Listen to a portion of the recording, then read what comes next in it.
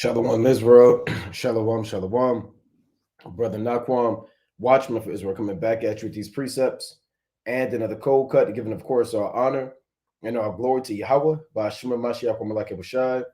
Double honors to the elect elders of the house of David that's been in this truth for decades and decades, patiently waiting for the second coming of Mashiach Malak Bashai. A hearty, mighty shalom to all of the mighty men of the Most High God who are out there in the highways and byways, pushing this truth, magnifying the ministry, presenting their bodies as a living sacrifice, and enduring all things for the elect's sake. Shalom, shalom. Shalom to all of the men that may not be out there in the highways and byways as of yet, but they're working on it. They're getting built up in the spirit. They're praying, they're fasting, they're studying, they're being diligent and abounding in the work of the Lord. Shalom, shalom. Shalom to all of the Aquath out there, the sincere sisters out there, holding it down in the households, moving in the spirit of our righteous foremothers. Shalom, shalom. Shalom to the ancient men, the children, and the elect of Israel scattered abroad throughout the four corners of the earth. And Shabbat shalom to everybody tuning in live on this mighty Shabbat through the spirit and power of Yahweh Bashmir Rashai in the last days. Sweet Styles, Kyoko Banyamyan, Sabadia Banyamyan, D Rivers, Benaniah 7, Solomon McFadden, and everybody else tuning in and that will tune in, Lord willing. Right, the topic of this the Shabbat lesson of the cold cut is darkness was upon the seat of the beast and current events. Darkness was upon the seat of the beast and current events. And that's a scripture essentially taken from the book of Revelation, the 16th chapter, right? Or that part, darkness was upon the face of the beast. So we're going to go into current events. We're going to go into the beast. We're going to go into what it means darkness was upon the face of the beast. You had this global power outage that brought physical darkness. You had all types of damn infrastructure falling apart, right? You had IT falling apart. You had a Microsoft breakdown. You had airports down. You had banks down. You had damn all hell was breaking loose, man. Corporations, people are locked out of particular things. They couldn't access money or whatever the case may be. All hell broke loose, and this happened so-called yesterday, man. So we're going to go into this through the spirit and power of Yahweh Bashmir Rashai and go through this because what you see going on the earth is Bible prophecy. These are signs and tokens of the end of the world, right? So let's go to the book of Revelation, the 16th chapter, and we're going to read verse 10, right? We're going to get straight into the point. This is Revelation chapter 16 and verse 10. Now, when you read the book of Revelation, we've done complete in-depth breakdowns on the seven seals, the seven vials, the seven trumpets. So Revelation, the 16th chapter, goes into the seven vials. A lot of the vials prophetically are similar to the sounding of the trumpets, right? So we'll go into the fifth vial that's going to be poured out in these last days. So this is Revelation chapter 16 and verse 10. And the fifth angel poured out his vial upon the seat of the beast, and his kingdom was full of darkness, Salakia, and they gnawed their tongues for pain. So, you leave this up to your Christian eschatologists. If you left this up to your modern day theologians or world scholars, they would actually say that, and they might even say this was talking about ancient Rome, right? And you got some people say that every prophecy has been fulfilled. Some people might think that this is a literal darkness, man, right? That's going to be poured upon the ancient Roman Empire. That's not what this is talking about, man. What this is saying is that Yahweh Bashmir Rashai has judgment coming upon a seat of the beast. Their wisdom, their knowledge, their understanding, their prudence, their technology, their engineers, their politicians, right? Their priests and men high of renown in their religions, and the citizens and the public of the people, all of that light and wisdom is going to be taken away from them when all hell starts to break loose, when World War III is at an all-time high, when there's famines, economic collapses, and destruction upon the earth. That's what this is going into. Now, this is similar to the plagues of Egypt, right? When you go to Wisdom of Solomon, the 17th chapter, you read about the darkness that Yahweh Bashmir Rashai put upon the earth, right? This was an actual darkness. But the Most High said in Ecclesiastes chapter 3 and 15, that which hath been is now, and that which is to be hath already been, and the Most High requireth that which is past.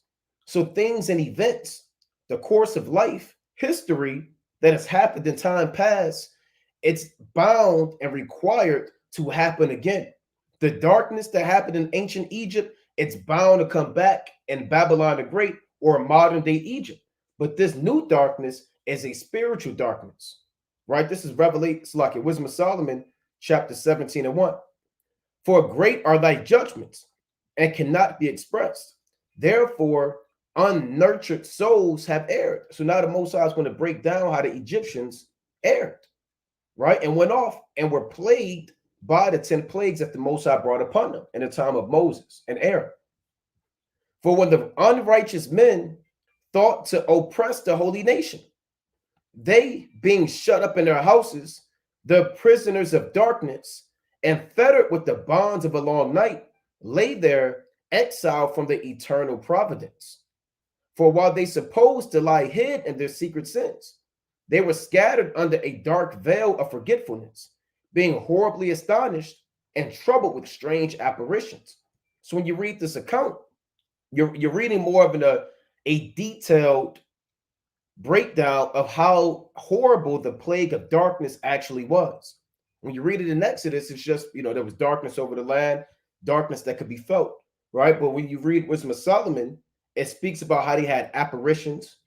They were confounded, perplexed. They had wild beasts, running waters, right? Strange, sad faces, and they were having heart attacks and strokes and, anxiety and passing out. This was actual darkness. What you saw happen yesterday, what the so-called Microsoft, all of the airlines, the banks and stuff being shut down, is a foreshadowing of the spiritual darkness. That's a small glimpse of a new darkness that's coming to what? To Babylon the Great, man. That's just a precursor. And you saw how the people reacted, man. People are losing their minds, rioting, screaming at the airport people, man. People there banging on the bank doors, trying to get their money. You had a lot of madness going on, man. Corporations and jobs shut down. So this darkness in Revelation is speaking about a different darkness, man. Let's go back to this in Revelation 16 and 10. And the fifth angel poured out his vial upon the seat of the beast. Now, to really break this down, this word seat isn't talking about a lawn chair. It's not talking about a beach chair. This word seat goes back to the Greek word thronos. So the seat of the beast is really the throne of the beast, right? The throne of the beast is the headquarters of the beast. Here's the Greek word thronos. That's where you get the word throne from. Who sits on the throne? What nation runs the earth? What kingdom runs the earth? What country calls the shots? Who sits upon the throne? Babylon the Great, man. Right? So we have to know what that word seat means. Here's that word seat: a throne seat, a chair of state having a footstool. Like the Most High, he said the earth is his footstool, because he's in the temple and he sits upon the throne. A sign in the New Testament to kings, hence kingly power or royalty. Metaphor to God, the governor of the world. And we know in Revelation the 16th chapter, the beast that is dealing with is what? NATO and the EU. The seat of the beast, the throne of the beast, is what? America. That's the throne of the beast. That's the headquarters of the beast. Now, when you read this, it says a metaphor of God, the governor of the world. And the so-called white man, he himself plays himself to be God through manifold reasons: education, religion, artwork, and movies. All throughout any form of this man's life, he's playing himself to be the Most High. And he is the modern day God of this world. He is the governor of the world. When you let's go to 2 Corinthians chapter 4 and 3. Right? This is 2 Corinthians chapter 4 and 3. But if our gospel be hid, it is hid to them that are lost, in whom the God of this world hath blinded the minds of them which believe not, lest the light of the glorious gospel of Hamashiach, who is the image of the Most High, should shine unto them. So who's the God of this world? The spiritual demon Satan. But he's what? He's manifested as the so-called white man, who is his partner, his physical counterpart. You're going to understand his avatar, his messenger. So yes, Esau, he himself blinds the minds of the people, man. He has switched up everybody's nationality. He has given people religion and politics and sin and sodomy and wickedness, man. And everybody's blinded from the truth. So who's sitting upon that throne? The God of this world, right? Manifested spiritually as the so-called white man, right? That's what this word thronos means. Let's go to Psalms chapter 94, right? Again, it's dealing with a particular people, all right? This is Psalms chapter 94 and verse 20. Shall the throne of iniquity have fellowship with thee, which frameth mischief by a law? So what is the Most High saying? He's saying, is America going to pretty much agree with you? Are they going to plead your cause? Are they going to have your best interest at heart? Are you going to be treated fairly and justly? Are they going to fellowship with you and keep the Passover with you? Are they going to make sure you get off on the Shabbats? Are they going to make sure that you're off for the Feast of Tabernacles and that you can keep the Day of Atonement? Are they going to remove all of the crack and the dope and the heroin and the K2, right? And all these nations from your neighborhood? Are they going to do these things? No, man. Why? Because they frameth mischief by a law. So all of the sins, you understand, are rooted within the laws of America. How they enforce particular things like Pride Month, they have laws on that where you can't come against that.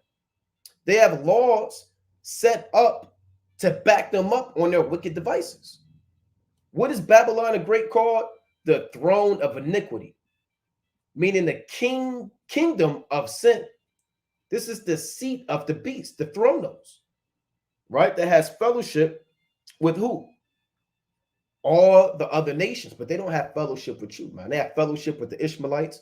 They have fellowship with the Moabites. They have fellowship with the Hamites, but they will not have fellowship with you. And all these other nations, they worship the beast, man. Let's get that in Revelation, the 13th chapter, saying who is likened to the beast, who is able to make war with him. This is Revelation chapter 13 and verse 3. And I saw one of his heads as it were wounded to death, and his deadly wound was healed, and all the world wondered after the beast. So this is dealing when the Roman Empire was wounded, right? They fell in 476 AD, and chiefly at the Battle of Ravenna. When you go into that history, right? They fell by Germanic barbaric tribes. And again, the Most High took them out, but they came back into power during the time of the Renaissance. So that deadly wound was healed. The Romans came back into power. And you see the modern day Romans back in power as the so-called white man. Verse 4, chiefly America. And they worshiped the dragon, which gave power unto the beast. And they worshiped the beast, saying, who is like unto the beast, who is able to make war with him? So all the world is worshiping the beast. They're coming before his throne. And they are bringing their nations over here to America. They're bringing their customs over here. They're bringing their money. They're paying him tribute. They're using his dollar. They're going to his schools and his hospitals, studying his laws, dressing like him, speaking like him, getting their hair like him, following his customs, his holidays. They're worshiping the beast. And you worship at the throne. And the other nations, and a lot of you Israelites say, who is like unto the beast, man? There's nobody like America.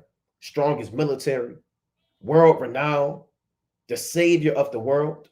Who's able to make war with him? Who has his technology, his bombs, his nukes, man? Who spends more money on military than America? Nobody. So you have a lot of people that say, who is able to make war with this beast, man? You know, the point is people worship the beast and they worship him at his throne because, again, they cleave to Babylon the Great. which is the eighth head when you get the deeper understanding. Let's go back to this, right? Psalms 94:20, shall the throne of iniquity have fellowship with thee, which frameth mischief by a law. Let's get another precept dealing with the seat of the beast or his throne. This is Isaiah chapter 47 and verse 1. So darkness upon the seat of the beast is spiritual darkness, the Most High taking away the wisdom, knowledge, and understanding from the people of America by means of war, famine, economic collapse, and sedition and riots. And again, his seat is his throne. This is Isaiah chapter 47 and 1. And we saw a glimpse of that, man. Right? We saw a glimpse of that. Right? We had, it says emergency services. Warren 911 lines are down. You had 911 lines that were down, man. People trying to call the police. They couldn't get in contact with anybody, you know? And this only lasted one day. Imagine all hell breaking loose, an EMP attack, war, his power grid goes out for 72 hours, 96 hours, etc., man. Weeks. It's going to be nothing but robbery, murder, famine. It's going to be all hell breaking loose, man. So you saw literal darkness and his technology and his system. All of that was shut down by the Most High. That's a sign of darkness being upon the seat of the beast, man. Right? Now, this is from End Time Headlines. It says, developing tech outage strikes banks, airlines, firms worldwide. Most serious IT failure ever seen. Right? And they make movies about this. They just made that movie about this, man. I can't think of the name of it. You know, what was that movie, man? Right? If you know it, then you can put it out there. But they made the movie about that, and all hell broke loose, man. Nobody could turn their phones on. TVs didn't work. You know, nothing worked, man. Electronic devices, outlets, everything was shut down. And you had massive death and robbery going on. That was upon the seat of the beast, man. This could lead to famines, man.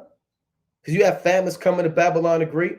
You have pestilence coming to Babylon the Great. All of that is the darkness coming upon the seat of the beast. Wars. So let's go back to this. I want to get another quick precept on the throne. Isaiah chapter 47 and 1. Come down and sit in the dust, O virgin daughter of Babylon. Who's the virgin daughter of Babylon? America. What's a virgin? A woman that's untouched, unpolluted, untainted. You understand?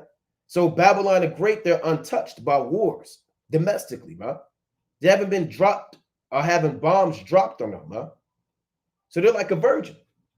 Sit on the ground, there is no throne. O daughter of the Chaldeans, for thou shalt no more be called tender and desolate, huh? Right? No more be called tender and delicate. So the Most High is going to take away their throne. The seat of the beast is about to be removed because there's only one throne. And that throne is set up for our Lord Yahushua. Verse 2. Take the millstones and grind mill. Uncover the locks. Make bare the leg. Uncover the thigh. Pass over the rivers. Meaning America's being exposed for all of the wickedness that they have done. All of the oppression that they have done on the nations. All of the evil devices that they have devised against the sons of God. All of the wars that they have started, the false flags, the deceptions, the propaganda that they have put out there to influence the people, man, that they may wage war for no reason and rob people of their children, of their gold and oil. All of these things are being brought to light. You got Edomites making documentaries, whistleblowers, if you can understand. And everybody's bringing all of the sins of America on the forefront. You even have Edomites exposing the so-called Trump so-called assassination, man. With the FBI assistant in the background and false flags and damn covert operations. These things are no longer a secret. Verse 3. Thy nakedness shall be uncovered. Yea, thy shame shall be seen. I will take vengeance and I will not meet thee as a man. Yeah, the Most High is not coming to salute America like you salute a man. The Most High is not coming to ask America, how are you doing? Do you need anything? He's coming back as a divine entity, as an all-powerful entity to destroy this kingdom. Verse 4, as for our Redeemer, the Lord of hosts is his name, the Holy One of Israel. Sit thou silent and get thee into darkness, O daughter of the Chaldeans, for thou shalt no more be called the Lady of Kingdoms. So this links directly up with Psalms 94 and 20, Revelation 16, the throne being removed and darkness being put upon the seat of the beast. Sit thou silent, meaning sit in your throne silent as this darkness falls upon you, man. Thou shalt no more be called the Lady of Kingdoms, man. And America, man, I mean, they're a laughing stock to the other nations. Your presidents are being assassinated, man, right? Or attempt assassinations. You're in debt, trillions of dollars, over $30 trillion in debt. Your war simulations prove that you can't wage war against Russia or China. Your president, so-called Joe Biden, he can't even hold his own, man. He can't even utter one sentence. He's falling asleep. He's falling downstairs. He's supposed to be the leader of the free world, the face of all civilization. And he has no idea what's going on, man. And this guy was falling off bikes, falling down the Air Force One flight of steps. He never knows where he's at. So America is no longer that great power that they used to be. That's what the Most High said. This is not the 1940s anymore, man. This is not the 1950s. The heydays of America are over with, man. And you can see it, man. Look at these Edomites, man. They're finished. Half of them are on drugs. Their birth rate is declining with this negative birth rate, man. They're not producing children like they used to. You got all these sodomites in the army, trannies that are generals, freakism and madness and decadence and damn debasement of the currency. All of the nations are leaving America, forming their own currency, their own alliance. America's a joke, man. The dollar doesn't have any weight like it used to, man. This is a joke, man. All of the stores are collapsing and closing down. The restaurants are closing down. The roads are horrible. The bridges are collapsing and falling apart. If you can't see that the Most High is bringing his kingdom into the spirit of darkness, then you need to wake up, huh? Because the Lord is pouring, or he's about to pour his mass darkness upon the seat of the beast, right? And this kingdom, they call themselves what? The Lady of Kingdoms, the top nation on the earth where all people flow to. Let's go to Revelation chapter 18, right?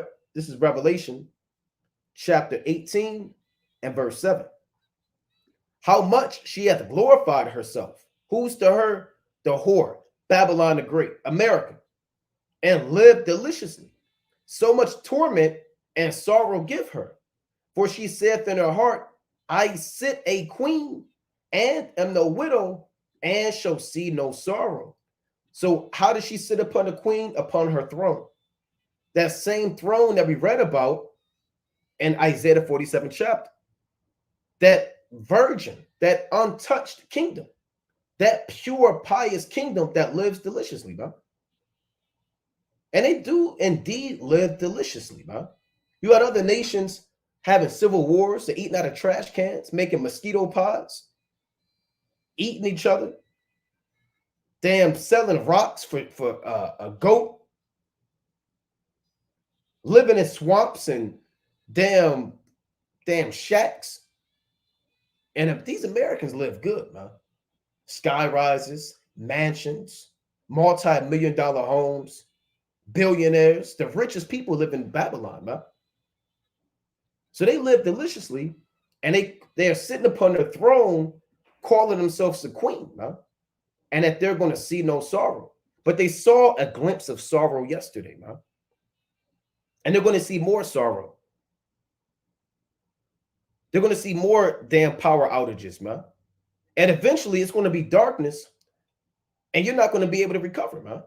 When these wars kick off and these famines and this economic collapse goes down and all hell break loose, then you're going to have the highest level of darkness. Yesterday was just a glimpse and an ounce of the darkness that the Most High is going to pour upon this queen's throne or the seat of the beast, right?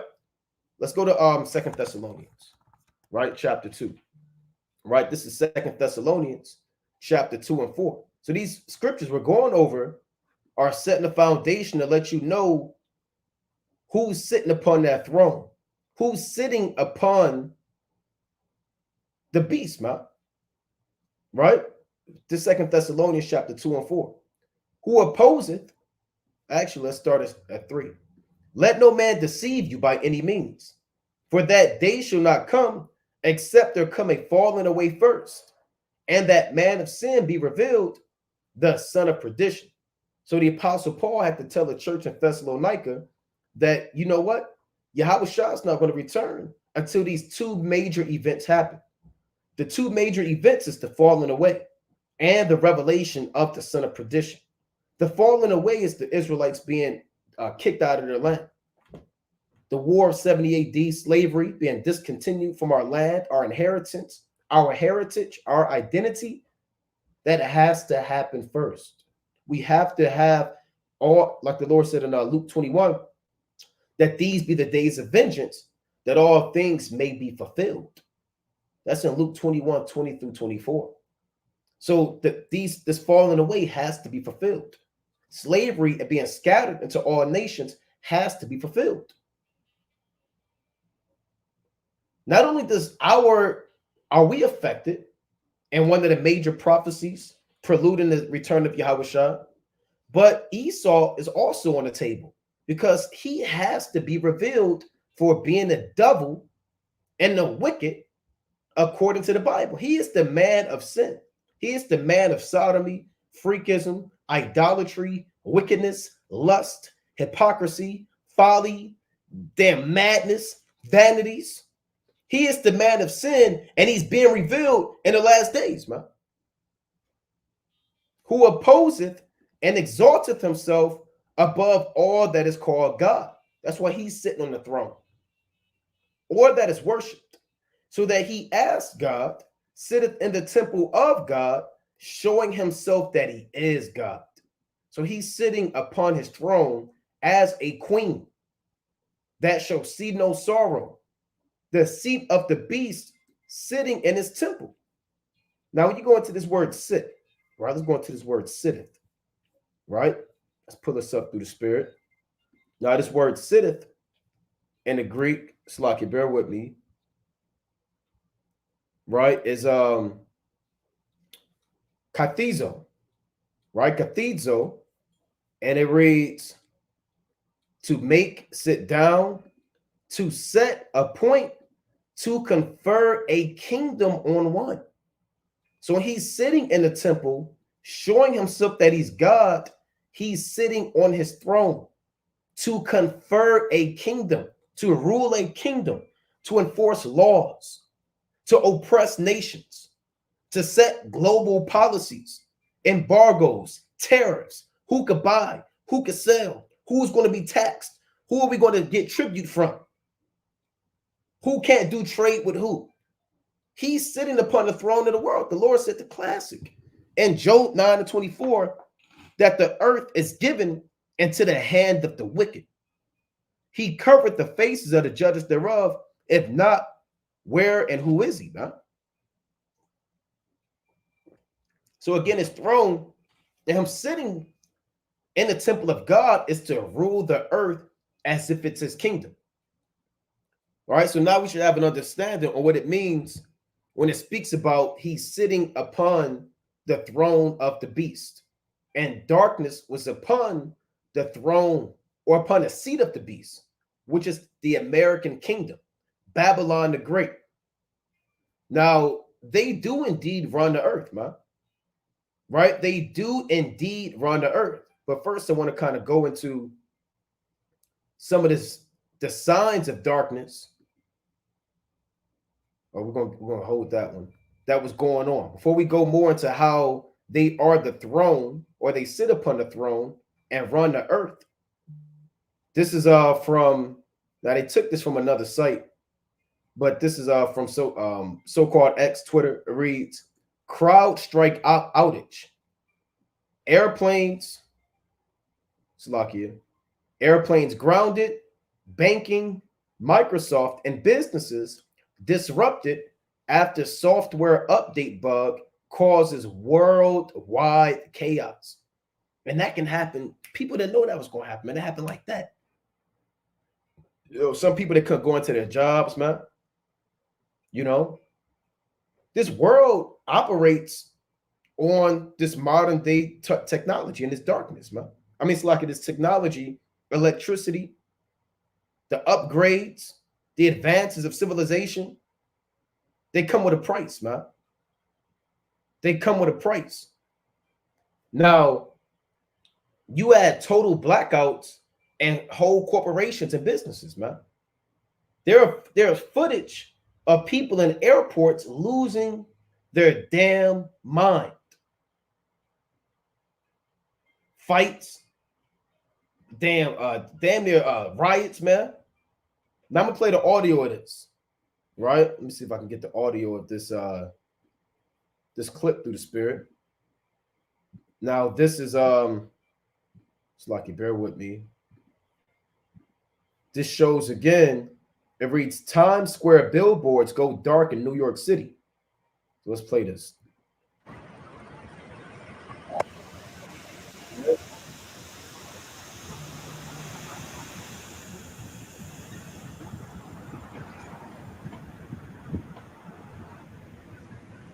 Now, some of them are still in light, but some of them are in darkness. Now, really, if you have eyes to see, this is all spiritual. Because again, this is a sign of darkness being poured upon the seed of the beast. You still got a little bit of light. Like now, America has a little bit of light left. Right? Why? Because, you know, the economy is still going on. People still have jobs. People are still able to eat, provide for themselves. You know, people can still go on vacation, take tours around the world. There's a glimpse of light in America, but there's also darkness because their economy is going down the drain. Their infrastructure is at an all-time low. Their world leaders are fools, and they have no type of damn intelligence anymore. All of the nations hate them. They have their missiles aimed at America. So you have light and darkness here. But the Most High is showing you again in a spiritual level what he's going to do to the society and the mindset of Babylon the Great. And he's showing you that because the Most High did this, man. You have people mad at the IT guys, man. The IT guy has nothing to do with this, man. How come they should be fired? They should lose their job. This is of Yahweh Ba'Shem Yahushai, man. All judgments are of Yahweh Ba'Shem Yahushai. Zephaniah chapter 3 and 5, it speaks of every morning he bringeth his judgment to light, but the unjust knoweth no shame. So there's always something that the Most High is doing on the earth. And it's caught the people completely unawares. He brought darkness like a thief in the night. People woke up to this and they had no idea what was going on.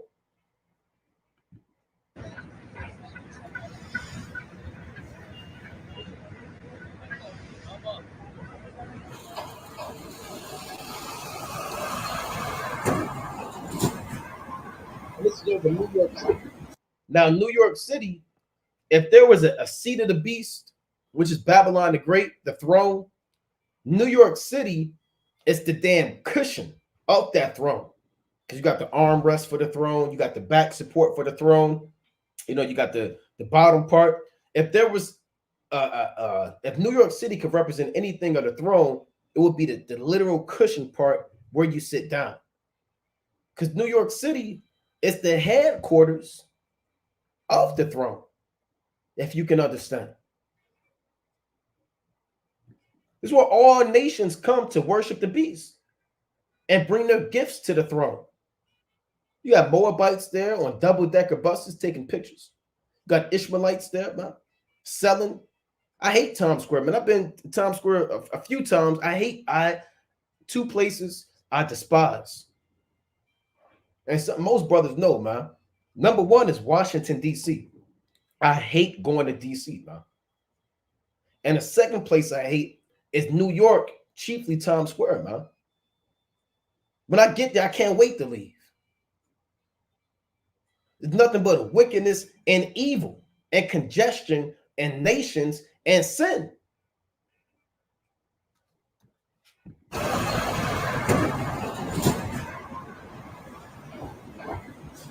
Yeah.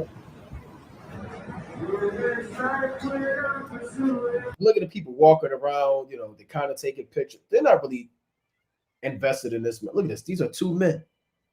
See this with this. See that's the spirit. Look what they're showing publicly, man. On the billboard for everybody to see.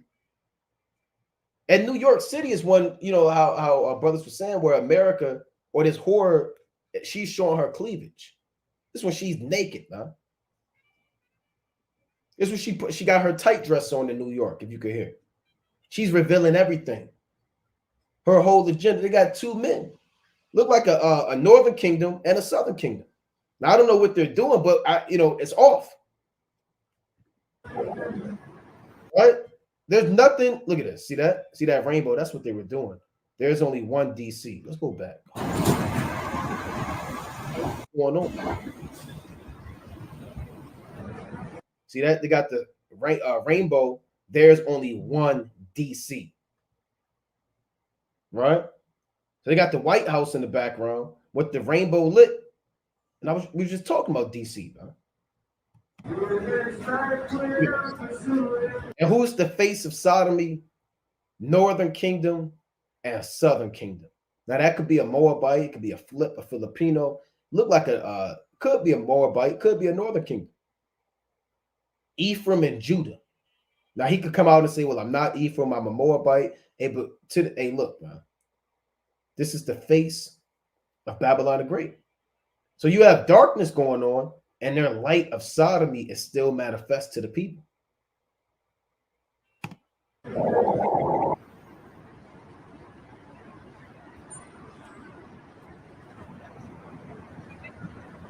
Right, let's see what else was going on through the spirit, man. All right, let's pull this up. We also had hold on, bear with me. I want to pull this up. This is, where is this at? We went over 911 lines that are down. Right, I wanted to read a little bit on this. It reads, tech outage strikes banks, airlines, and firms worldwide. Most serious IT failure ever seen. Right? It reads, I'm not going to read this whole thing, but it reads, the most serious IT outage the world has ever seen sparked global chaos today, with planes and trains halted, the NHS disrupted, shops closed, football teams unable to sell tickets, and banks and TV channels knocked offline. And it only happened for one day. And we know the Most High set this up. We know that. The Lord, let me bring this out in Amos chapter 3 and 6. Quick precept. Let's go to Amos chapter 3 and 6. It reads, shall a trumpet be blown in the city, and the people not be afraid? Shall there be evil in a city, and Yahweh hath not done it? So any evil in a city, the Lord is in control. And the Lord is really put in the minds of these elites. A lot of them, they run these experiments, man. They have massive social experiments, nationwide, global social experiments. They'll pull a plug and see how the people respond. What are the tendencies? How would the people react to a few hours of it being a complete blackout or a partial blackout? They probably studied how many stores got broken into, how many people tried to log on to their phone, how many people tried to call the police, how many people went to, certain places, man. Grocery stores, they probably looked at the lines and had their cameras zooming in. They study these things, man. So the evils of the city is really done by Yahweh Bashmi Shai, but he uses man to fulfill his purpose and his will. Right? So let's go back to this. It reads, officials have held an emergency Cobra meeting after a devastating technical fault caused Microsoft's Windows computers to suddenly shut down. That's so much power there. They could just, you have no security, man. They could just shut your whole damn system down, prompting departure boards to immediately turn off at airports, including Heathrow, Gatwick, and Edinburgh on the busiest day for British airports since the pestilence. So this hit people in England, America, right? It reads, let me jump down. With more than 1,000 flights canceled globally, passengers were seen sleeping in passageways at Los Angeles International Airport. Huge queues formed at terminals across Spain, and in Delhi, staff set up a makeshift whiteboard to record departures. So they went back to the damn 1800s. Shops in Australia. So this hit America all the way to Australia. They could pull the plug and they could do that, bro. You know? Shops in Australia shut down or went cashless after digital checkout stopped working. While in the US, emergency services lines went down in Alaska, Arizona, Indiana, Minnesota, New Hampshire, and Ohio. Hey, so people could have been calling the police and all hell could have been breaking loose, man. This affects every aspect of an individual's life. Your money. Yep. Hey, man, if it's an EMP attack, and we're going to go into what can happen in the event of an EMP attack. You got people hooked up to life support, man. Hospitals need that, man. If there's a blackout and there's no power in the hospital, you're going to have everybody's going to die. If you're in there, you're terminally ill, or you're on life support, or you kind of need that, you're going to die. So one of the first people that are going to die are people in the hospitals, man. I was going into a video, they were kind of going into that. Then you're going to have people damn looting and robbing. You're not going to have the police on your side because the police are going to be looting and robbing. They got to eat too, man. Right? So I'm going to read a little bit more, and then we're going to kind of jump down.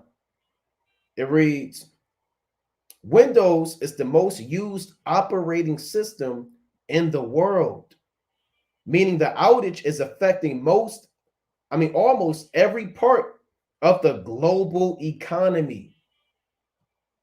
Supply chain, retail, all of these things are being affected. With supermarkets, cafes, including Morrison's, Waitrose, B&Q, and the bakery chain Gales, unable to take card payments. You see that? There have been warnings workers may see a delay on their paychecks, man. People got bills, they got rent, they got mortgages, they got all the hell they got to do, man. So this was a big deal.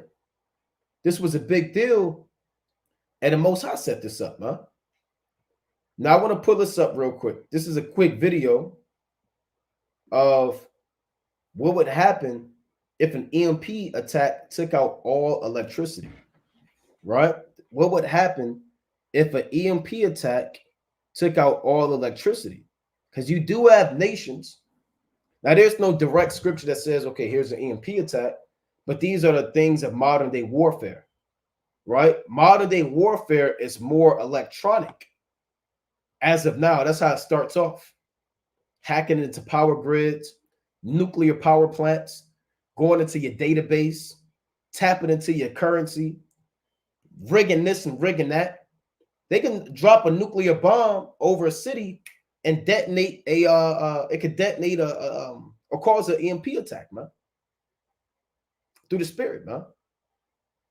And the Lord said in Daniel, let me get this quick precept, that knowledge shall be increased.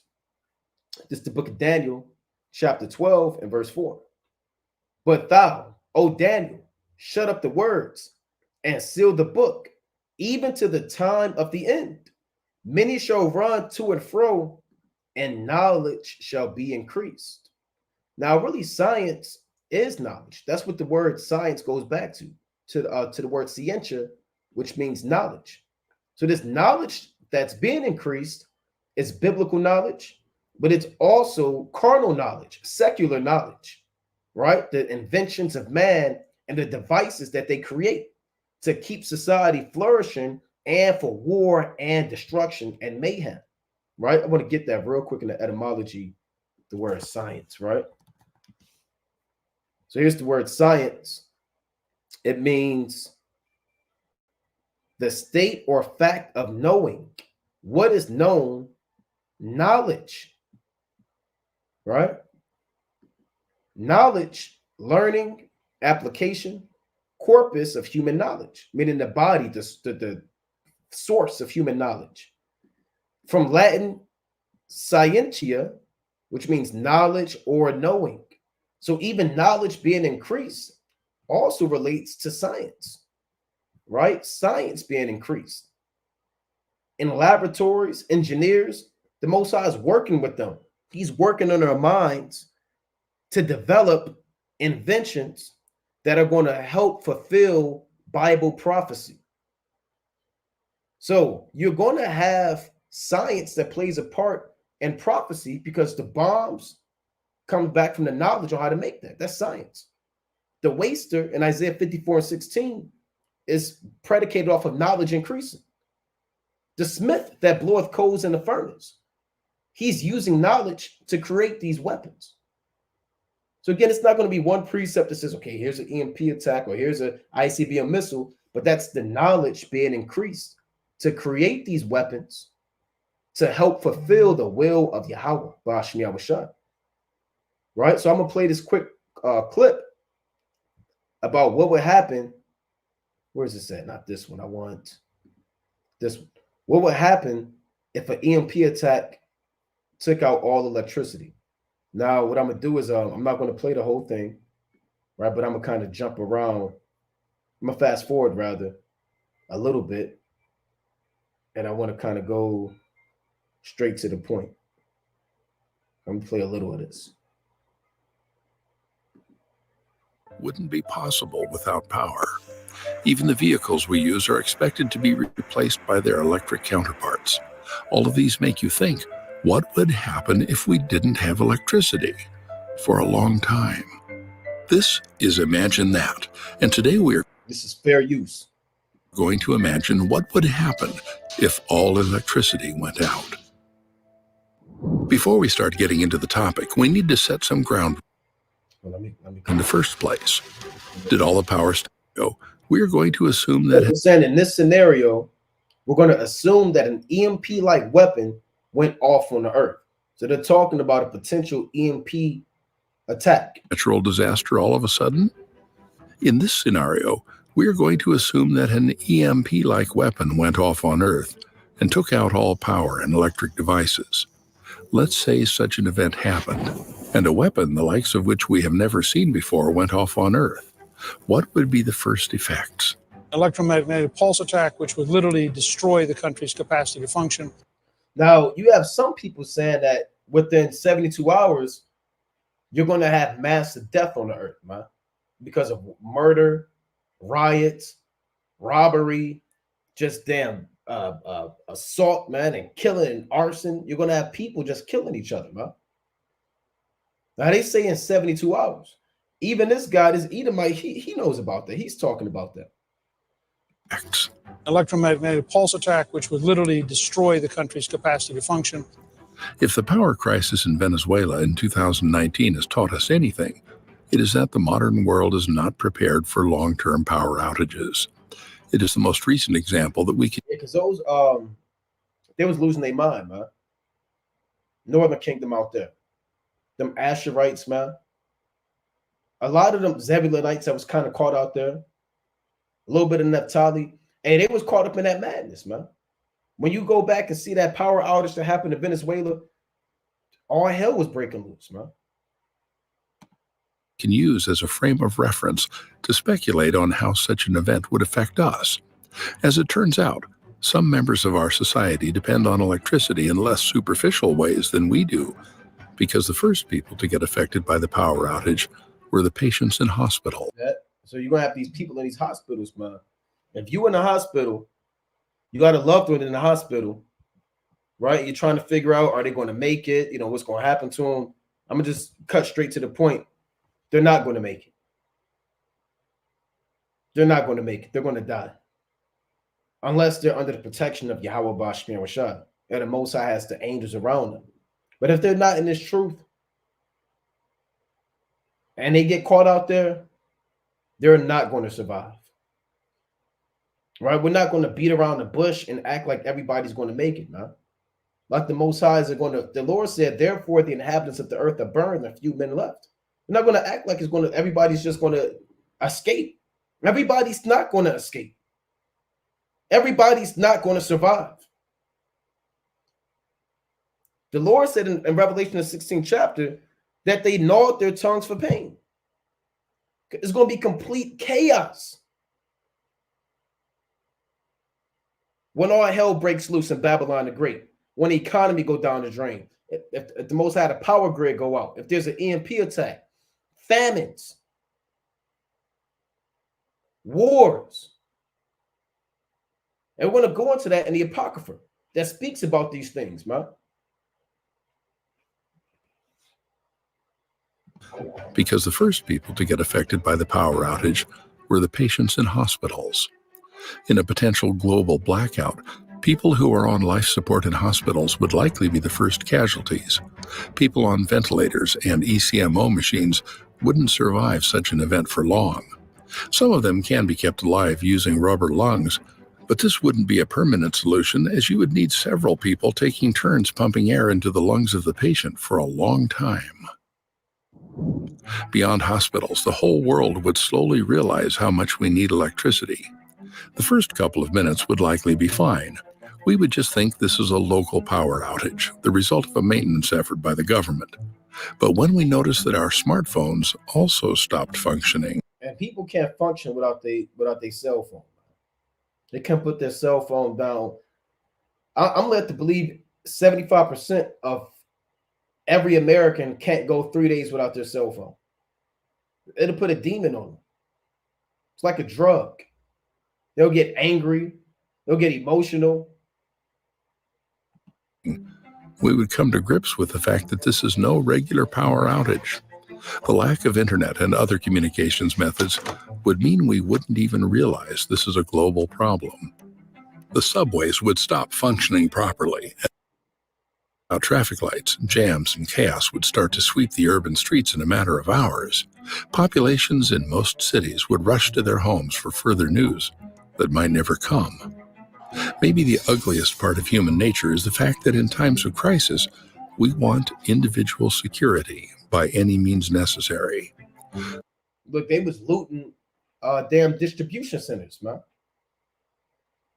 And ports. Let's go to Second Esdras real quick. Right? I'm not going to pull it up on the screen. Let's go to Second Esdras, man. The 15th chapter. Right? When the Most High bring the famine on his land and its economy goes down, you're going to have what you see on the screen, man. Because at first, you might have your local grocery store out here. They got the Giant, Safeway, ShopRite, Shoppers. In Midwest, they got the Krogers, the Myers. They got Piggly Wigglies and all these different places, and Publix down south, and all these different, stores you got. People are going to be in there taking what they want to take, man. They're going to load their cart up, and if you get there last, you're going to be caught out there. Now, you're going to have people, I'm a good citizen. Now, the servants of the Most High, you're going to eat anyway. We're not going to be out there looting and robbing. Yahweh Ba'ashem Yahushai is going to make a way for us, man, to survive. We're not going to survive by sin. Nevertheless, you're going to have people looting and robbing, and then, it's not going to be any food in these stores anymore. And they're going to find these food distribution centers, man, these Cisco's, where all this food be at, this USA Foods, all these different places where Before the food gets to the grocery store, it has to come through the food distribution place, where they store up all of your food and ship it out on these trucks, man. So they're going to start going to these food distribution centers, man. They might have gated security. They're going to be hopping over the fence, beating the door down. And they got pallets and pallets and racks of food in some of these places, man. Food in the freezer. They got food, in the dry area. They got the damn where the food go out. I've seen some of those places, man.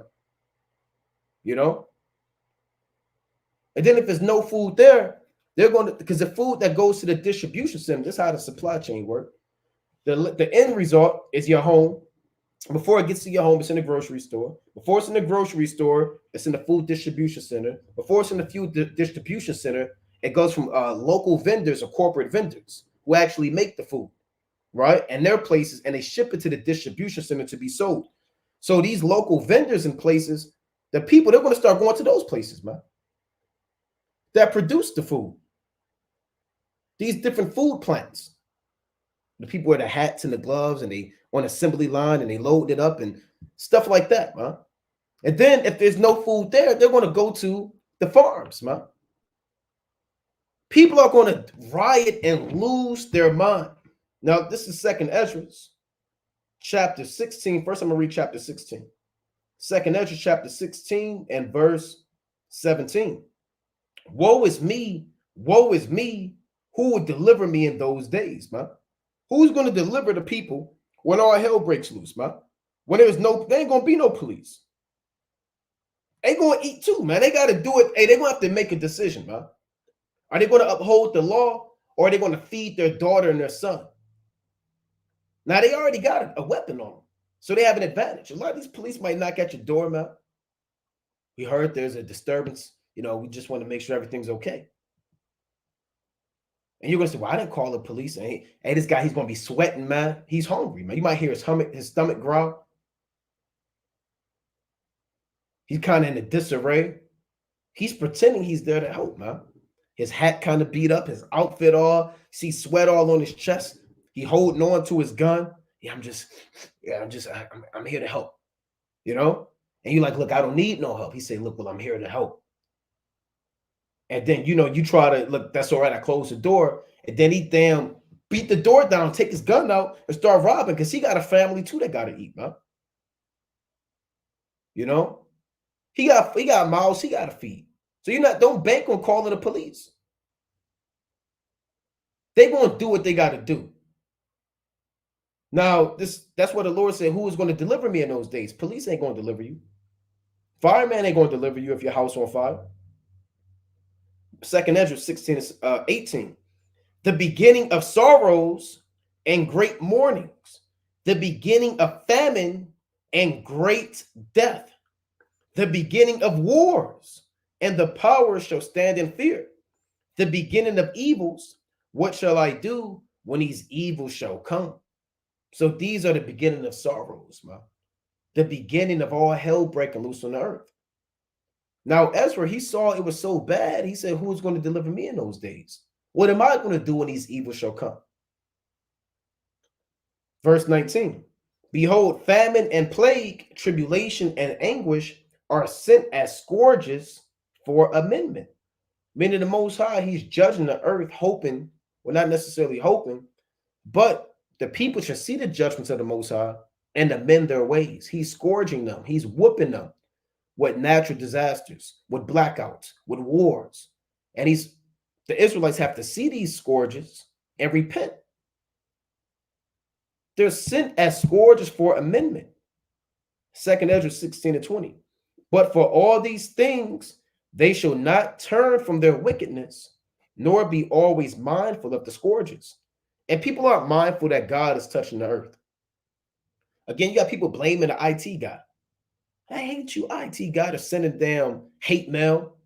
They're writing letters to Bill Gates and everybody at Microsoft. We don't like your product. We're moving to Apple. People are carnal, man. They're writing hate mail to the P.O. box. So all types of madness going on, man. But nobody knows, or nobody's mindful of the scourges. That's what it's saying. I'm going to read it again in 2nd Ezra 16 and 20. But for all these things, they shall not turn from their wickedness, nor be always mindful of the scourges. So they're not going to accept the fact, or realize rather, that God is doing this. Verse 21. Actually, I'm going to go to 2nd Ezra 15 now. This is 2nd Ezra chapter 15 and verse 18. For because of their pride, the cities shall be troubled, the houses shall be destroyed, and men shall be afraid. A man shall have no pity upon his neighbor, but shall destroy their houses with the sword and spoil their goods because of the lack of bread and for great tribulation. So expect robbery at an all-time high. Expect neighbors robbing neighbors, man. We go into that chapter all the time and give all types of scenarios, man, that we can kind of imagine in our mind on what's going to happen, man, to the cities that we dwell in.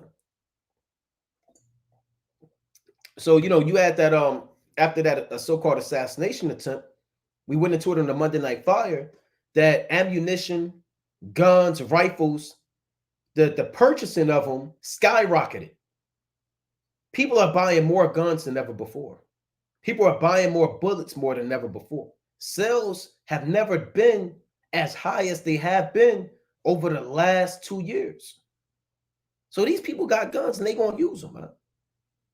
They're going to form cliques. People are going to form bands, and they're going to rule over certain portions of cities, man.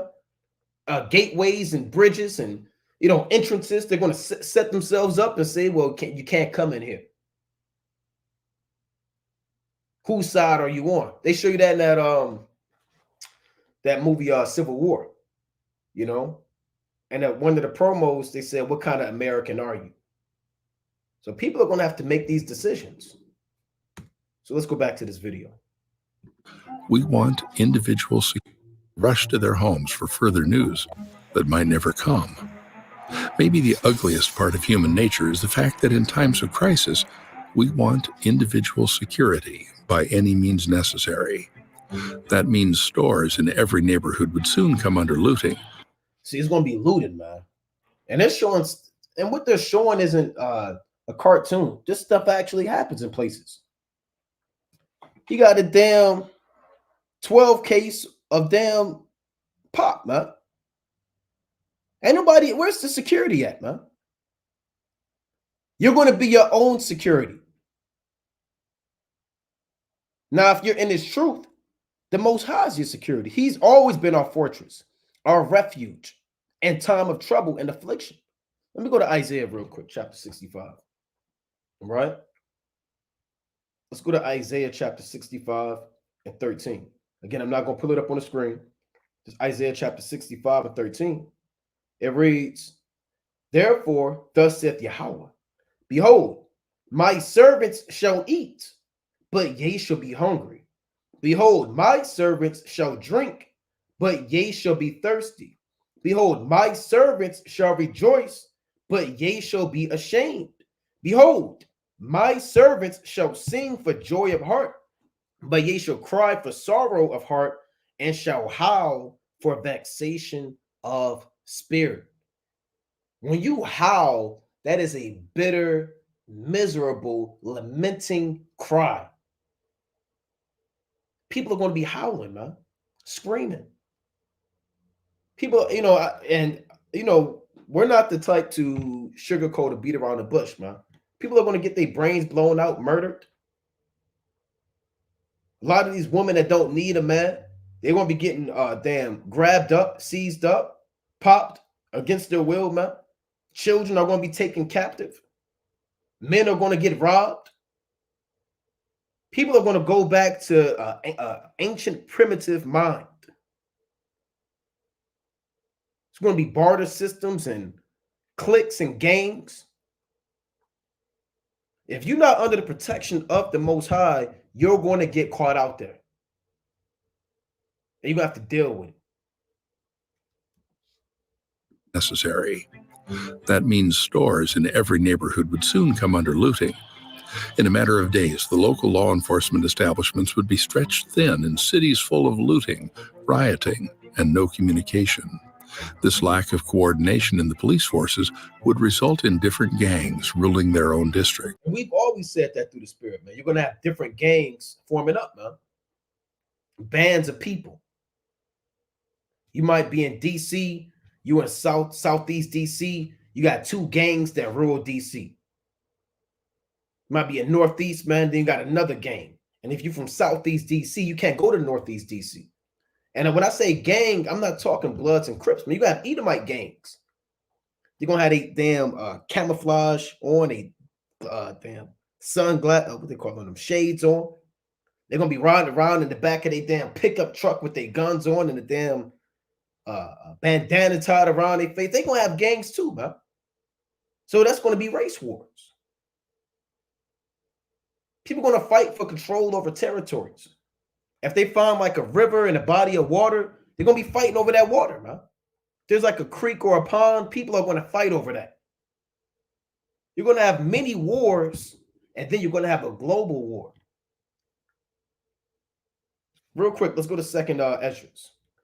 Right? Let's go to second Esdras, the 5th chapter. All right? And I want to get through this video because there's a lot more we want to get into through the spirit and power of Yahweh Bashmi Yahushua. Second Esdras, chapter 5 and verse 1. Nevertheless, as concerning the tokens, behold, the day shall come that they which dwell upon earth shall be taken in a great number, meaning massive death. Taken doesn't mean taken out in the date, you take them out in the cruise. Taken meaning killed. Massive people are going to die by the tens of thousands.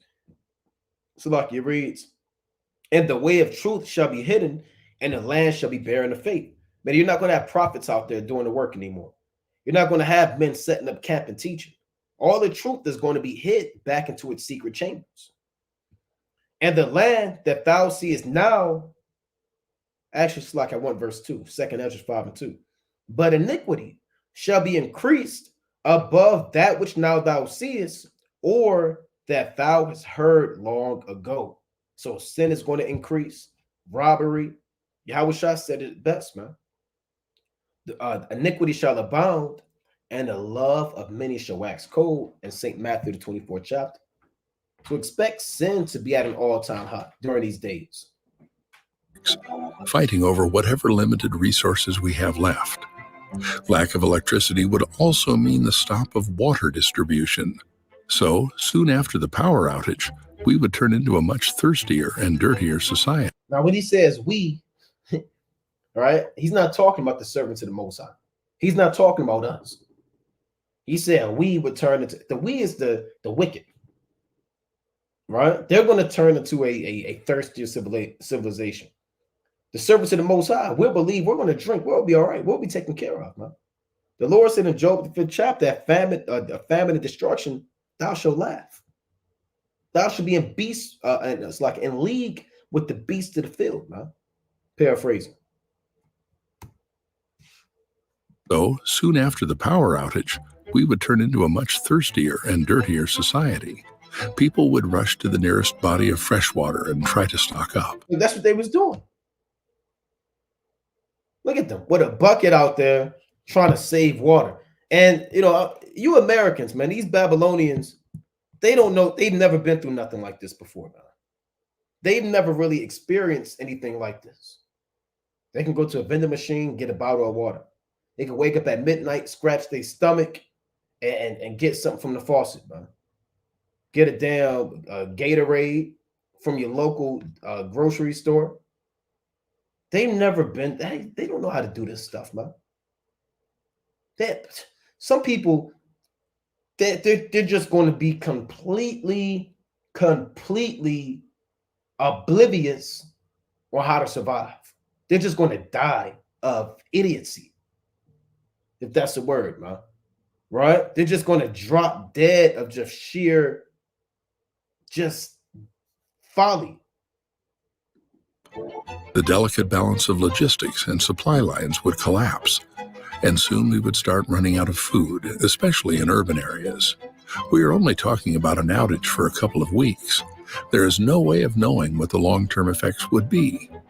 When we go beyond months, years even, the picture becomes even more unclear. But we know what's going to happen. They say we don't know what's going to happen with months of that or years. Well, people are going to die. More people are going to die. They should have just said that. It is clear. It's very clear, according to the Bible, what's going to happen in time. Huh? It's not a secret. There's no, parable about what's going to happen if the people go months and months without food, man. Right? Now, this is to add to that, you have Costco as selling apocalypse ready meal buckets with food that can last 25 years, man.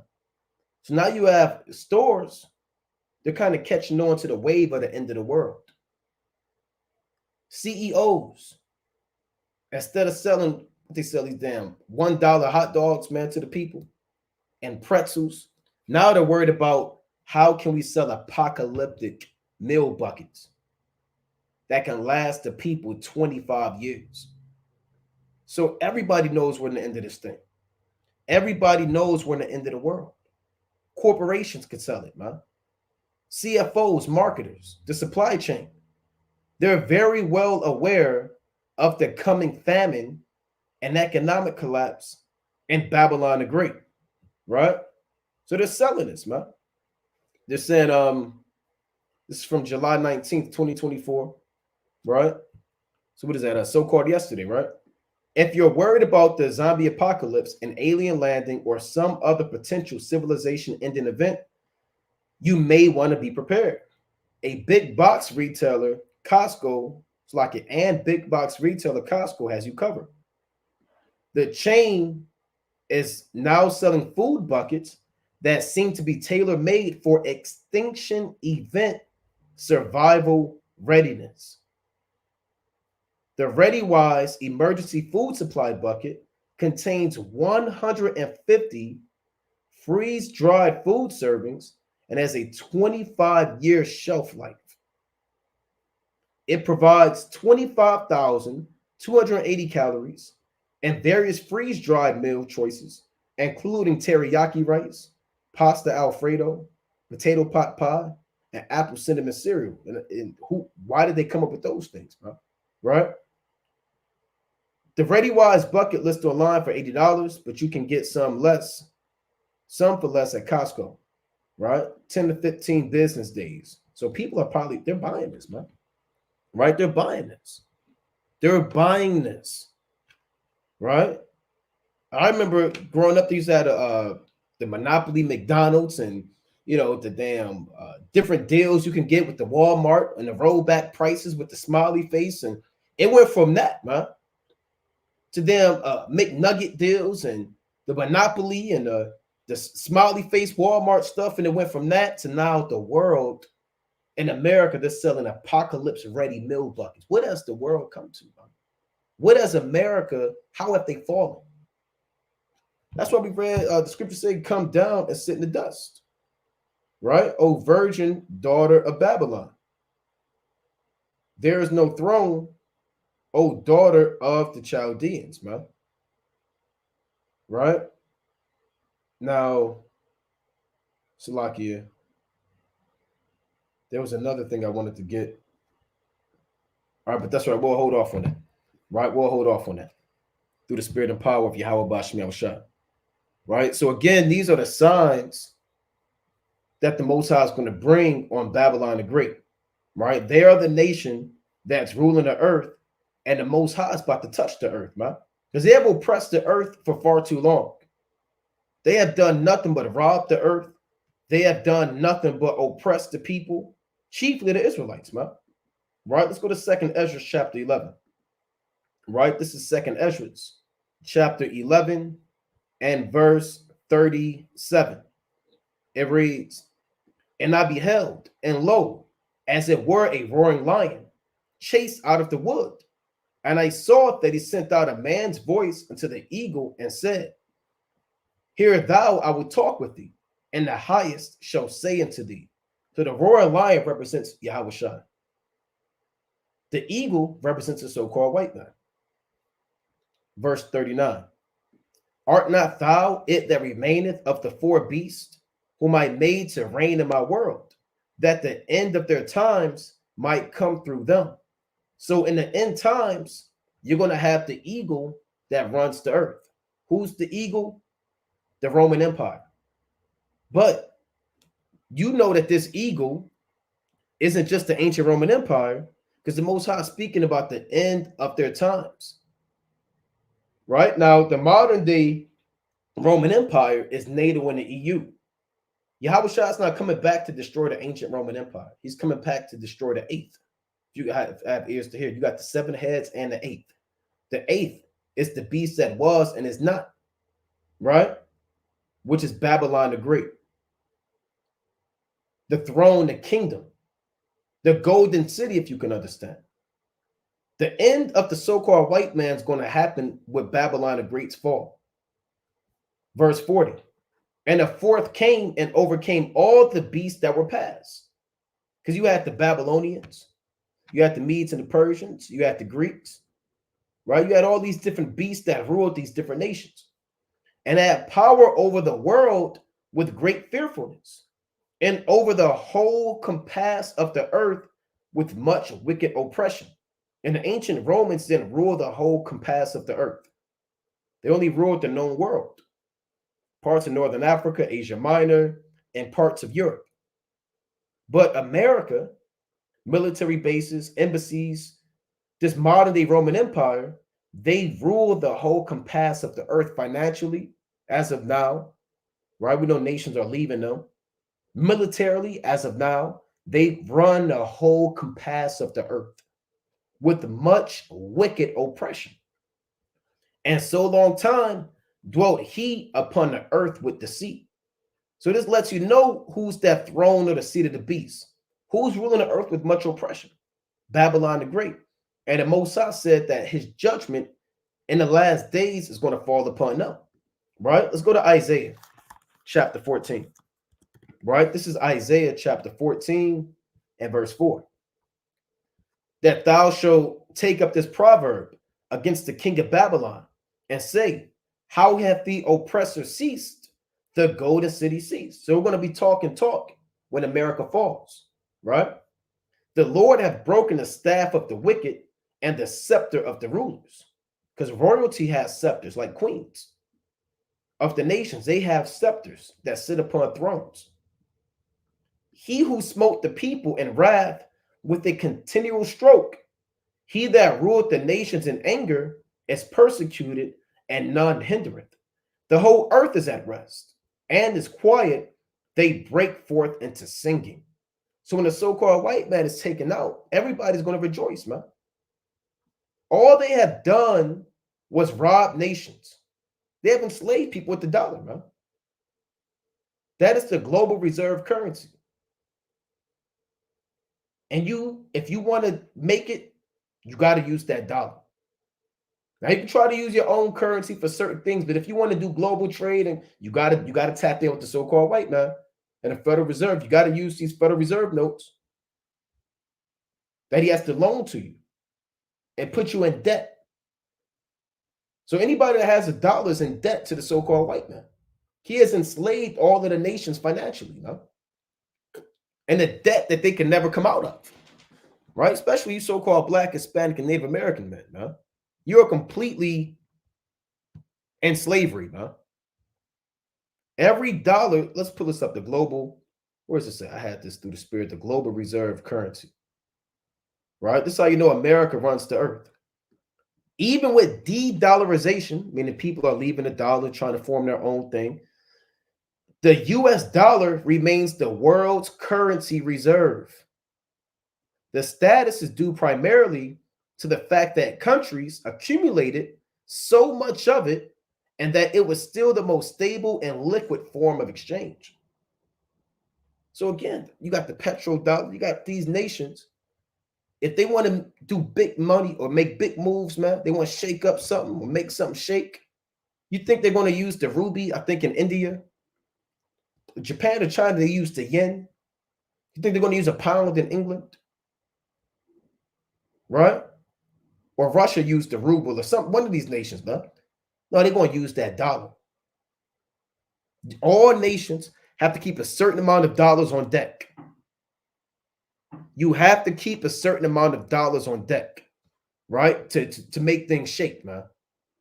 Right? To make things shake. Right? Let's see. I'm not going to read this whole thing, but some brothers, they may not know what is a reserve currency, the US dollar's role in history. So I'm just read.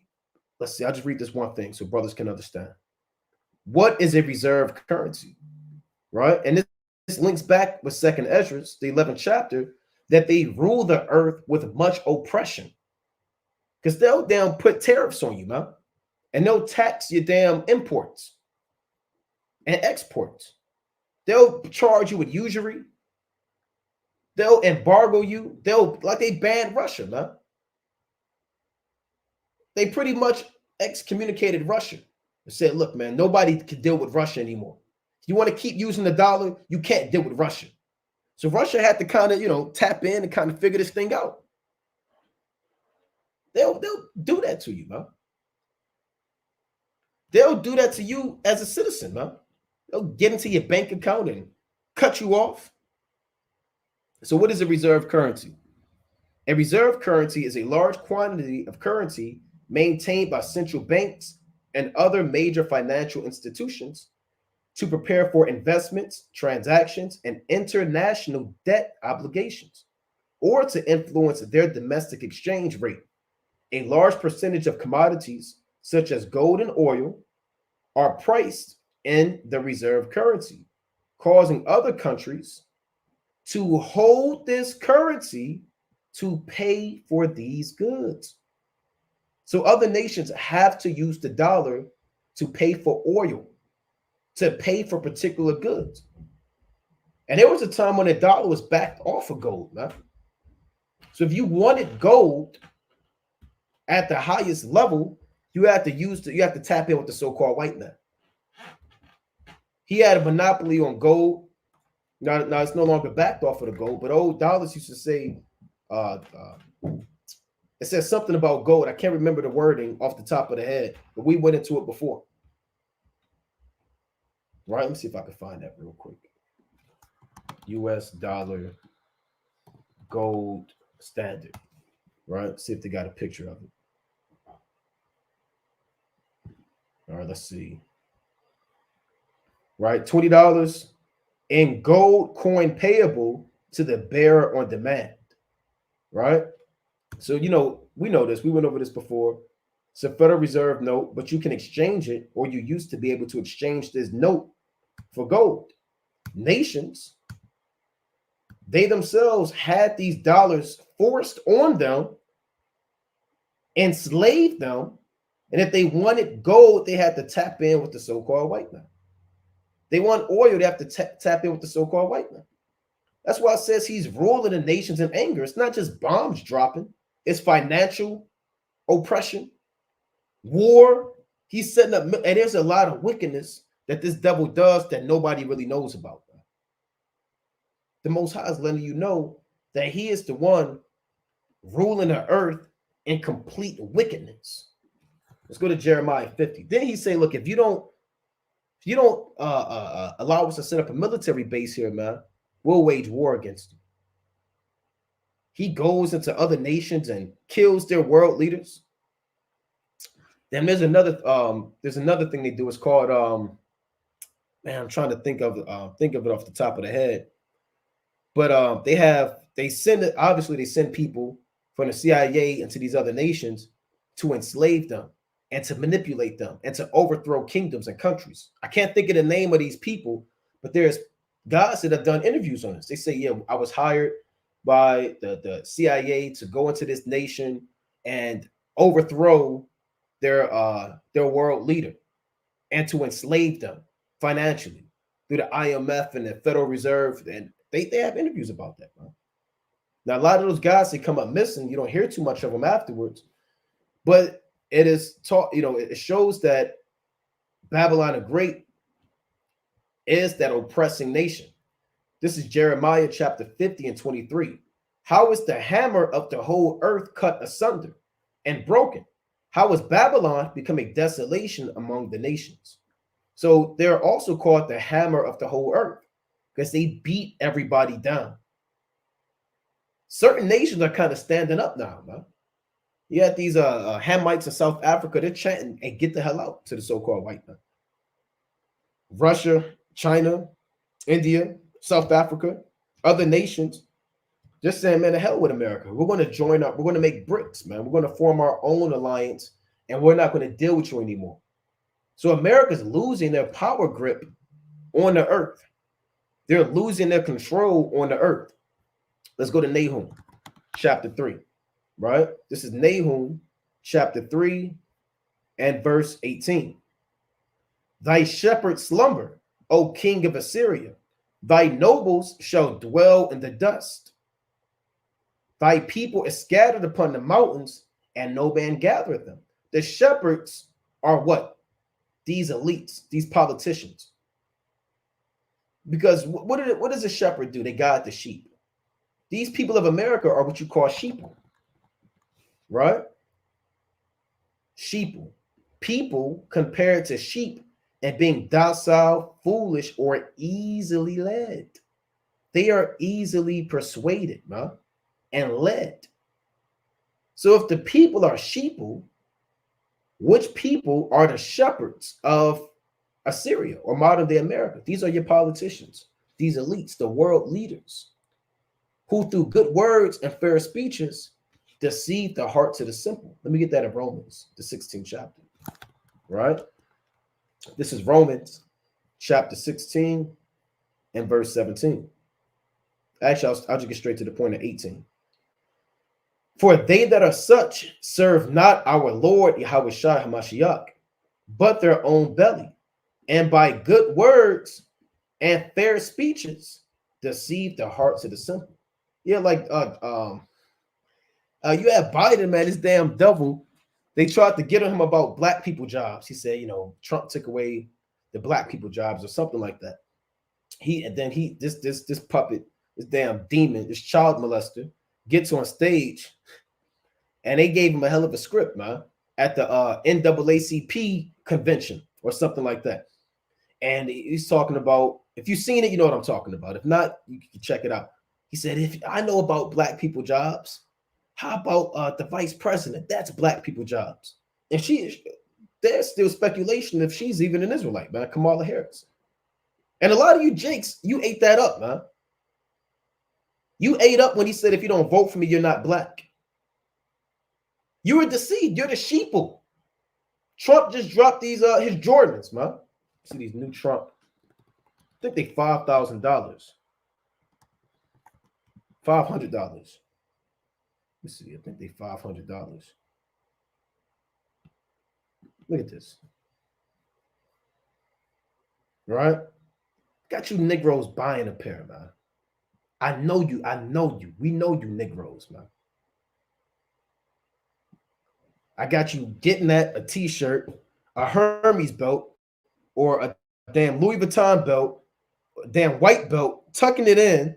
I got you wearing this next 4th of July. Tucking your damn shirt into your belt. I got you sagging your pants with your ass out, man, to show your boxers.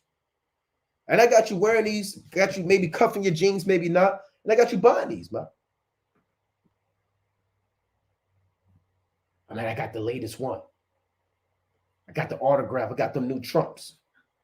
So Trump is dropping his Jordans, man. You know, they put out there, they say black people love shoes on Fox. They did a thing on that. Right? Let's see, look at this. Man, they got you Negroes, man. Look at this. $10,000. Look at this. Look at that. I know it. I know you Negroes, man. We study you. You know, we watch you, man. We live with you, right? You got you buying some $10,000 Trump never surrender sneakers. Some the size 11s, man. So you are the people being led by the shepherds of the king of Assyria. Let's read this again, Nahum 3 and 18. Thy shepherds slumber, O king of Assyria. Thy nobles shall dwell in the dust. Thy people is scattered upon the mountains, and no man gathereth them. So the people scattered upon the mountains are the Americans. Because when darkness is poured upon the earth, they're not going to be able to control them anymore and enforce laws. They're not going to be able to tell them right from wrong. The police is going to be shut down. National Guard is going to be shut down. And the shepherds, they're not going to have an answer. Verse 19, there is no healing of thy bruise. Thy wound is grievous. All they hear the bruit of thee shall clap their hands over thee. For upon whom hath not thy wickedness passed continually? Meaning everybody rather has been affected by the wickedness of the so-called white man. That's what the Lord is saying. Everybody has been affected by the wickedness of the so-called white man. Let's go back to Revelation, the 16th chapter. Right? Revelation chapter 16 and verse 10. And the fifth angel poured out his vial upon the seat of the beast, and his kingdom, meaning Babylon the Great, was full of darkness, and they gnawed their tongues for pain. So we covered the seat of the beast, who runs the earth. What kingdom? Even NATO. NATO knows that America, or they have to answer to America. They know that, man. You think Europe can survive without America? No, man. Right? Let me get that real quick. Where is this at? Salakia. This is, and I just typed this in. I typed in strongest country in NATO, the most powerful, right? And there was a unanimous answer, right? That the United States runs NATO. Everybody knows that. The United States is often regarded as having one of the strongest military forces within NATO. What is NATO? The North Atlantic Treaty Organization.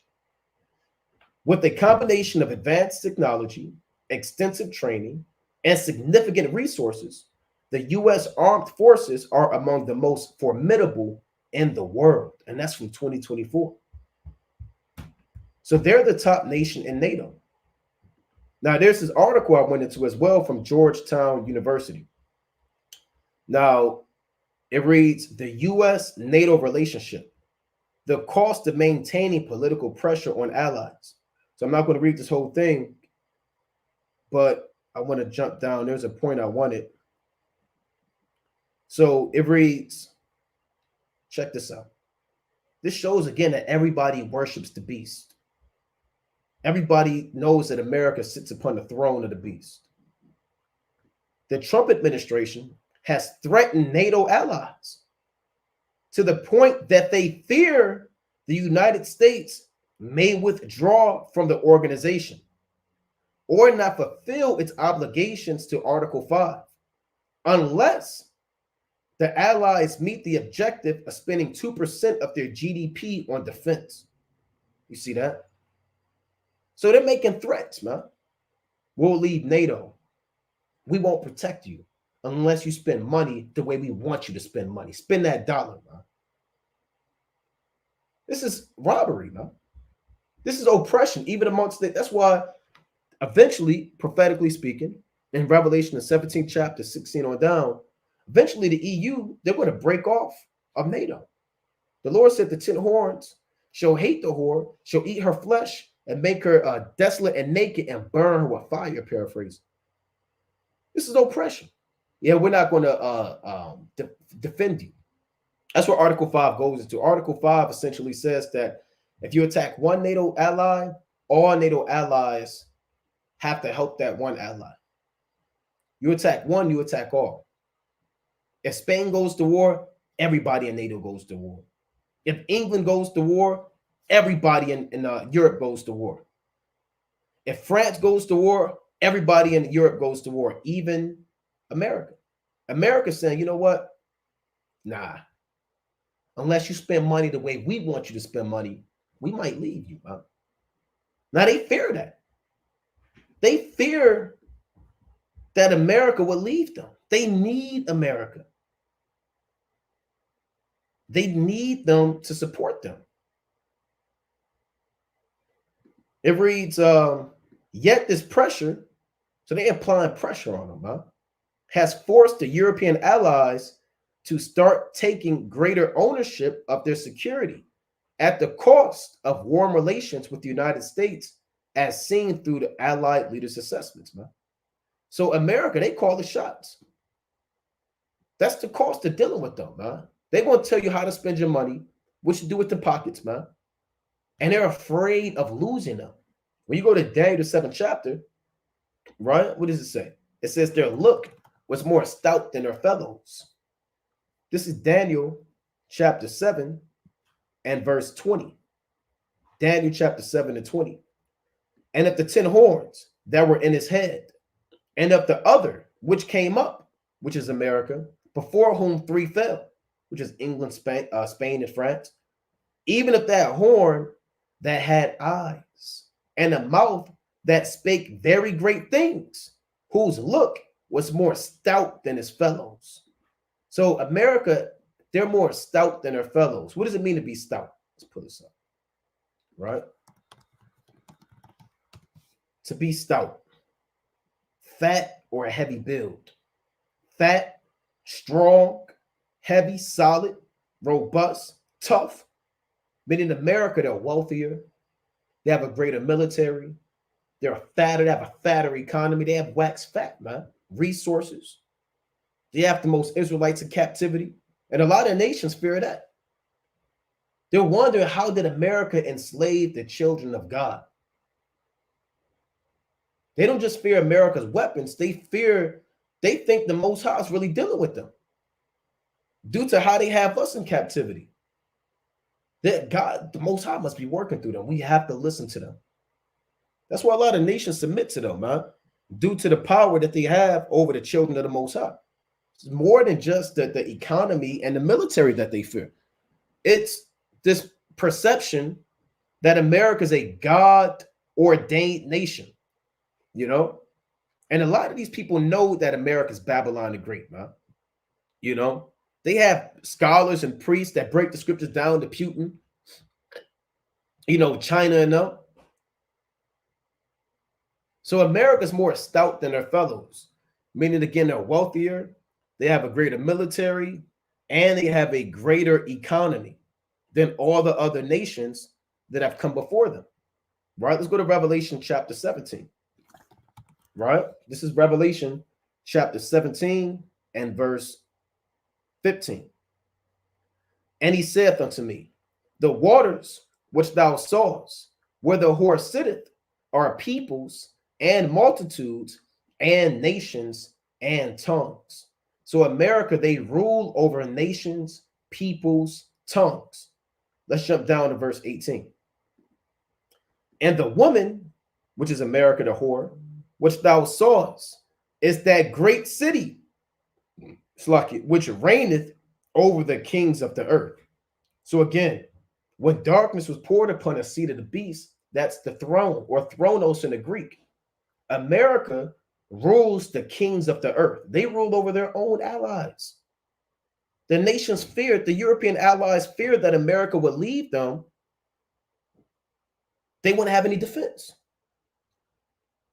That's why America, if they say send money to Ukraine, they're going to send money to Ukraine. Eventually, they're going to break out that spell. You know, everybody's kind of breaking out of that spell, starting with the Israelites, man, the men of the Lord, the servants of Yahweh Ba'ashem Yahushua. And now you got these other nations kind of breaking out of that spell. So this shows that there's one kingdom that rules over the kings of the earth, whose look was more stout than his fellows, the hammer of the whole earth, right? And all nations worship the beast, right? And they appear before his seat, and they pay tribute, they pay taxes, you understand? And they're willing to submit to the will of America. That's the seat of the beast. Now, when it reads, and they gnawed their tongues for pain, is speaking about the estate of the people, right? Meaning the people that they're going to act in a confounding, animalistic, warlike, primitive nature. It's all parabolic talk. And Revelation 16 and 11, and blasphemed the God of heaven because of their pains and their sores, and repented not of their deeds. That's why we read in 2nd Ezra chapter 16 that they were not always mindful of the scourges. They're not going to repent. Even if there's an EMP attack, an economic collapse, when the famine comes, when wars come, they're not going to repent. They're not going to change their ways. All they're going to do is blaspheme the God of heaven and curse the Most High and their maker because of their pains and their sores. Their pains and their sores is them going through the famine, starving to death. Their pains and their sores is them being plagued by pestilence and disease. Their pains and their sores is them bullet wounds shot in them when they got their house robbed, man, for a loaf of bread. These are the pains and the sores of the people as Babylon the Great goes and dwells into a gross darkness. This is the throne of the beast and the seat of the beast. And again, America being worshipped, or the so-called white man being worshipped, is nothing new.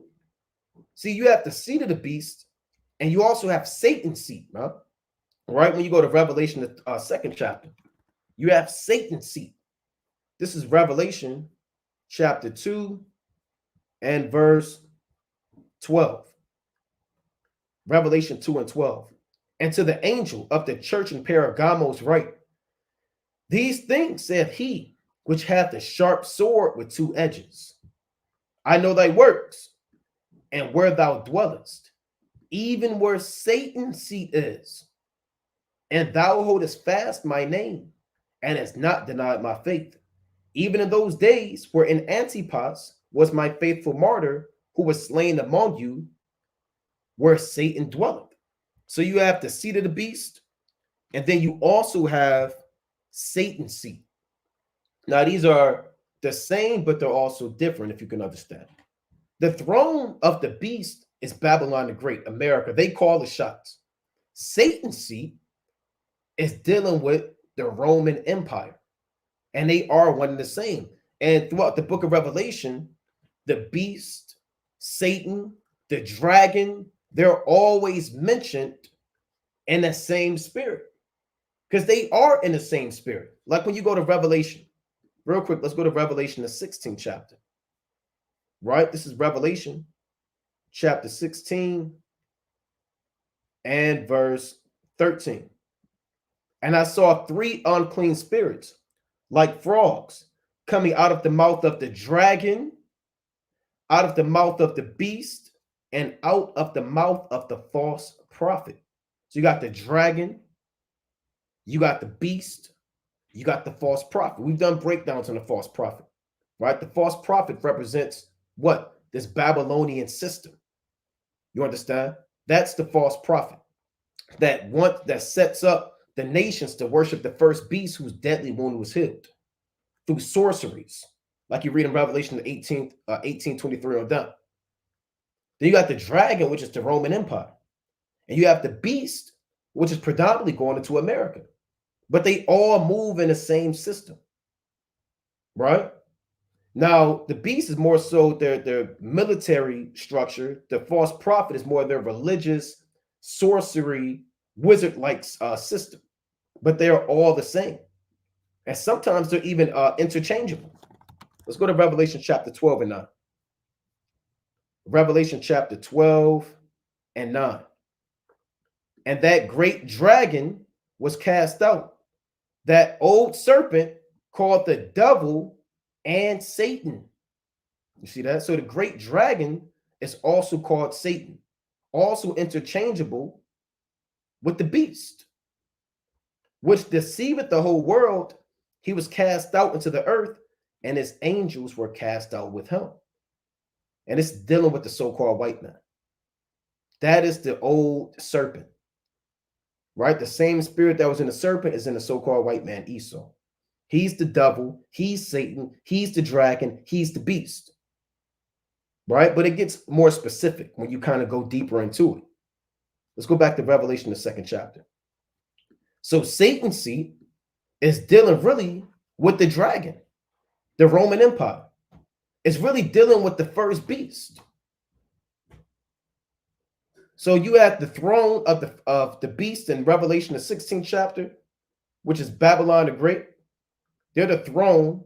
They run the earth. They rule over all the nations. Then you have Satan's seat, which is the ancient Roman Empire. But they move in the same spirit. Again, let's go into this word seat. Same word, thronos, right? Same word in the Greek, a throne seat. Why would the Most High say that Satan has a throne? Does that mean that there's an actual red man sitting down on a throne calling the shots? Right? Let me see if we can put that up.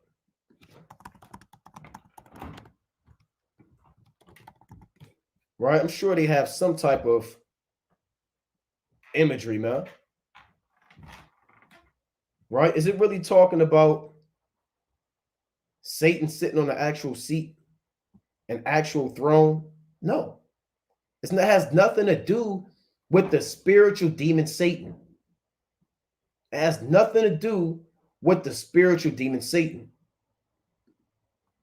This Satan, and John, for people that say, well, why do you call the white man the devil? Well, hold on now.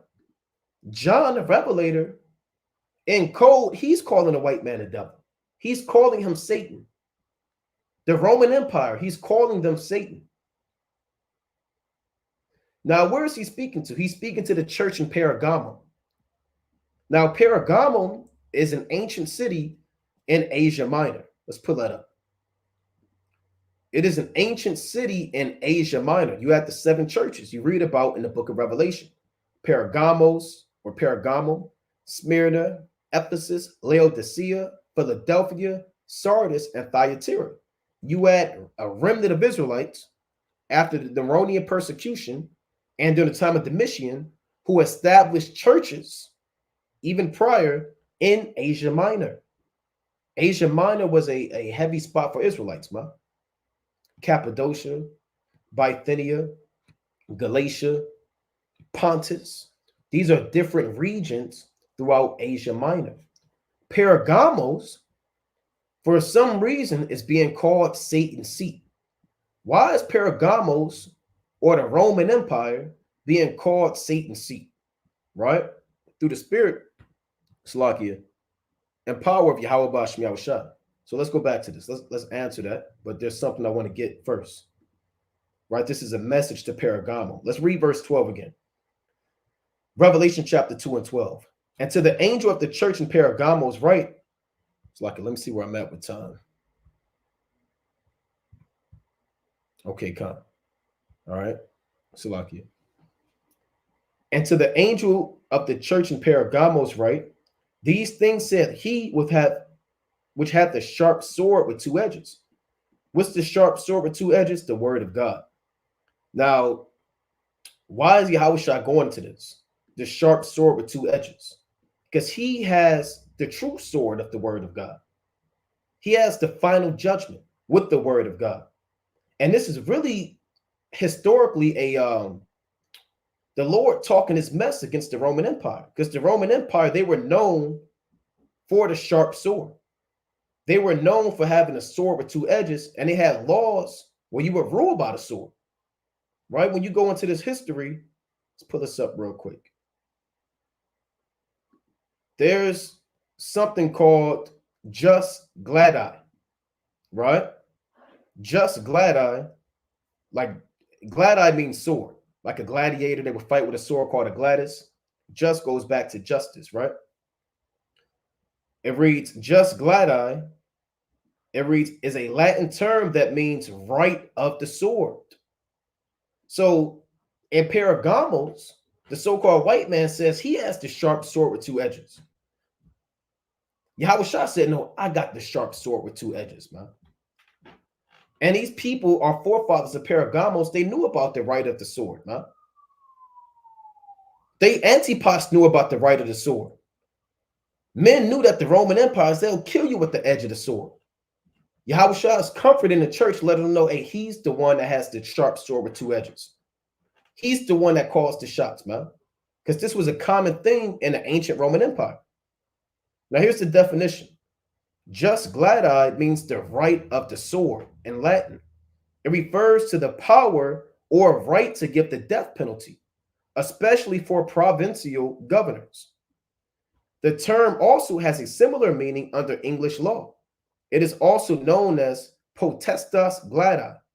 The king has power to execute the law, and the prosecution of offenses is always at the same suit and in the name of the king. So going back, Slovakia, in Roman law, it refers to the power of provincial governors to execute the law, especially the power to impose the death penalty. And it's heavy that Yahushua said that he has the sharp sword with two edges, because you had a lot of Roman governors killing the Israelites, man. You had massive persecution on the churches. So the mentality at the church of Pergamos, when they're being persecuted and they fear the sword and they're right at the sword of the so-called white man, Yahushua saying, no, I have the sharp sword with two edges, man. I know thy works. You understand? So he's really going into him having control and the power, not the Romans. And he's going to break it down that this Roman Empire is really Satan's seat.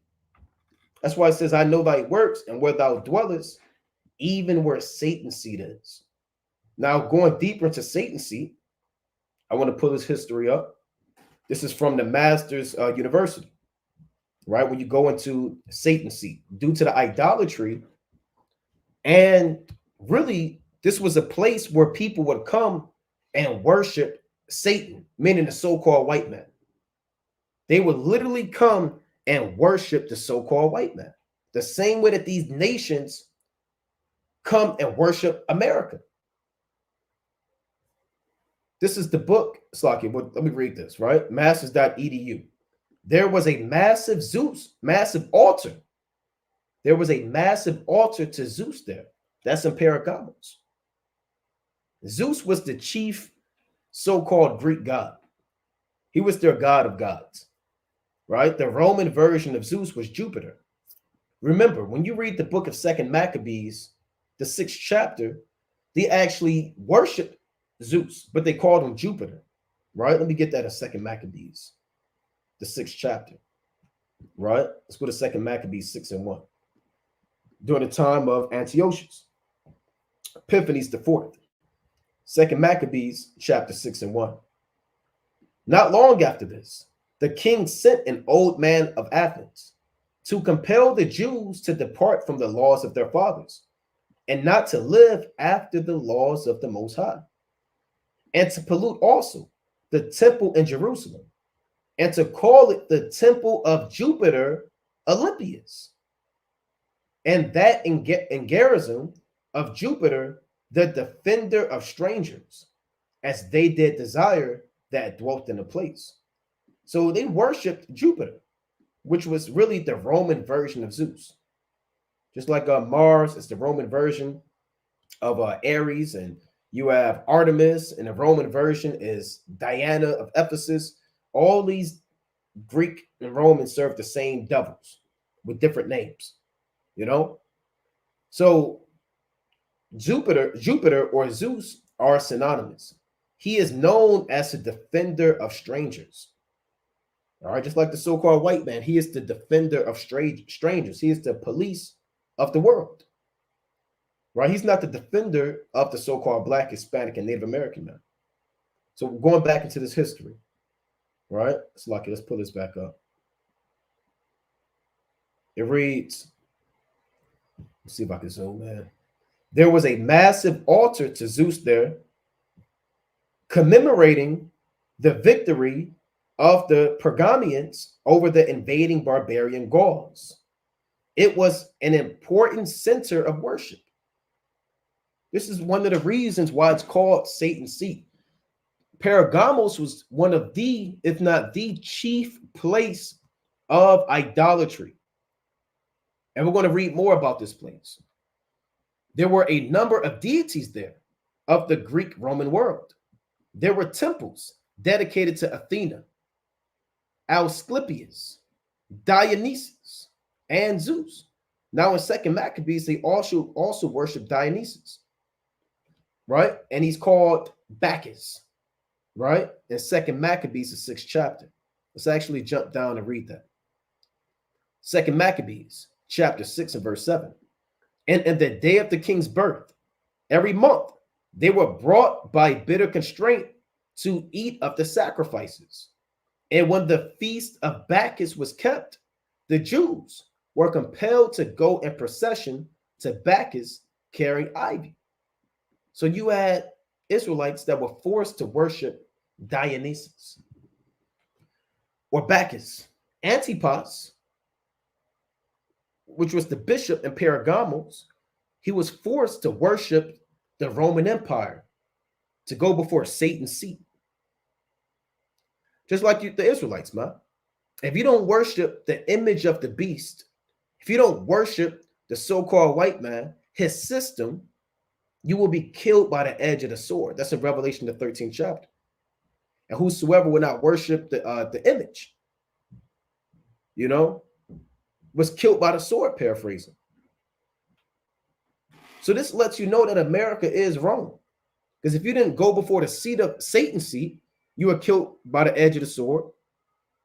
Right? Was that just gladi, which is the Roman way of saying we kill you by the edge of the sword. And if you don't go before America in these last days and worship this man's throne, you're going to die by the edge of the sword. Roman citizens, they had their head chopped off under the guillotine. Here in modern day Rome, we're modern day Roman citizens. That's why the prophecy says that we're going to be beheaded for not worshiping the beast, Satan's seat. All right? Because we're modern day Roman citizens. And that's why we're going to have that same beheading. Or many of us, right? So let's go back to this, right? So we're reading about all of the wickedness that was going on in Pergamos. And he worshiped Asclepius. Asclepius is that same god you see on every hospital, on every ambulance, with the serpent, with the staff and the serpent spiraling out of it. Huh? Let's pull up the Asclepius staff.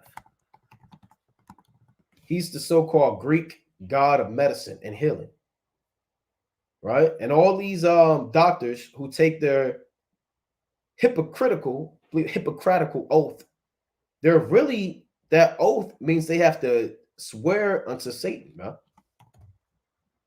See if I can get that This is oath, man. I don't know how to spell it, but I'm gonna give it a shot. Hippocratic oath. Right? Let's see.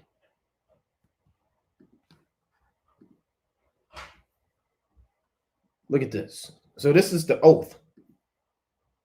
Right? Hippocratic oath. This is what your doctor has to say. Right? Now they can say they changed it, they don't say it, but this is what it's about. I hate to even read this because it's so off, man. But I gotta read it for edification's sake. I swear by Apollo, the physician, and Asclepius, the surgeon. You see that? Likewise, hygiene. That's where you get the word hygiene from. Hygiene goes back to the Greek god. And panacea. And call all the gods and goddesses to witness that I will observe and keep this underwritten oath to the utmost of my power and judgment. And this is the whole oath. I will reverence my master who taught me the art. So this is wickedness, man. That's why they have to give you all types of sorceries and doses and witchcraft, and you take potions of this, take 3 of these. Side effects may include dizziness, sleep paralysis. If you can't sit and stand for 30 minutes, your kidney might bleed and you might have a brain aneurysm. Because they will reverence their master who taught them art. So Pergamos was a wicked city. First, you're serving Dionysus, who's the so-called Greek god of orgies, drunkenness, pleasure, sex, and folly. And there they had Asclepius, man, who's their masters of healing and surgery, right? So there's a reason. It's not a coincidence why Pergamum is called Satan's seat. Now, ultimately, that picture we show with the staff and the serpent, that actually goes back to the scriptures, to the book of Numbers, the 21st chapter. Remember, Moses took a serpent of brass, and whosoever looked upon it would live. And they were healed from the plague of the serpents. Because the serpent has always been associated with healing or prudence or knowledge. Nevertheless, let's read on. So they served Asclepius, Dionysus, and Zeus. Now check this out. But overshadowing all of those was a massive edifice devoted to the cult of emperor worship. So the top god to worship in Pergamos was the Roman emperor. Pergamo apparently built the first temple devoted to emperor worship in Asia in 29 BC in honor of Emperor Augustus. It was quite a place.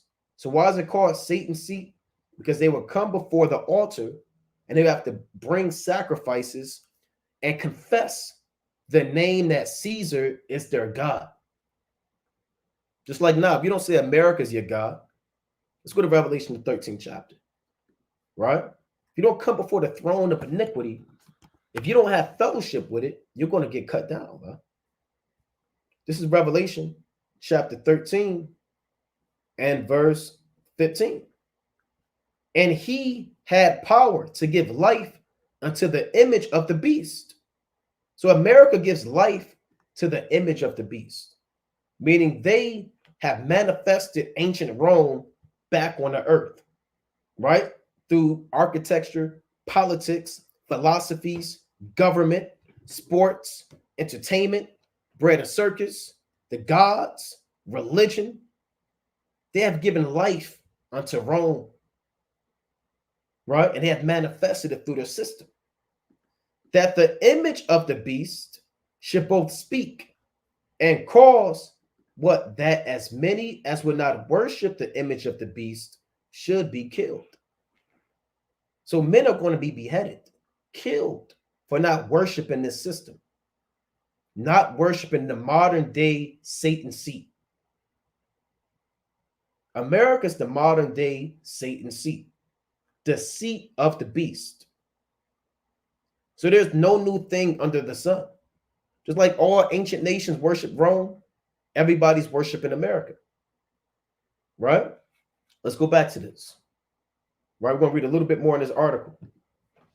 So they had the first temple dedicated to Augustus. You can read about Augustus in the Bible, right? You can read about him. Let's get two quick precepts on Augustus. In the book of Luke, the 2nd chapter. Luke chapter 2 and verse 1. And it came to pass in those days that there went out a decree from Caesar Augustus that all the world should be taxed. Now he's technically the first Roman emperor. Some men would would argue Caesar, Julius Caesar, but some would say, well, he was just a dictator. But the first technical emperor was Caesar Augustus. You can also read about him in the Apocrypha, right? In 2nd Esdras, the 11th chapter, right? We'll get that real quick. This is 2nd Esdras, the 11th chapter, and verse 16. It reads, "Hear thou that hast borne rule over the earth so long." Who is the Lord talking to? He's really speaking about Caesar Augustus. He ruled for about 40 years, more or less. He's one of the, if not the longest reigning Roman emperor. So it says, "Hear thou that hast borne rule over the earth so long." The Lord is talking to him in the spirit. "This I say unto thee, before thou beginnest to appear no more. There shall none after thee attain unto thy time, neither unto the half thereof." Meaning nobody's going to rule even close or as long as the reign of Caesar Augustus, who ruled for over 40 years, right? Let's just type that in. How long did Caesar Augustus rule? Right? Look at this. 40 years. At home, he ruled over 40 years of peace and prosperity. No mean feat for a man who had seized power by force. At his death, he was declared a god. You see that? And they built the temple for him, man. Just like America, they're declared a god. Just rewards for a man. So how's that just rewards, man?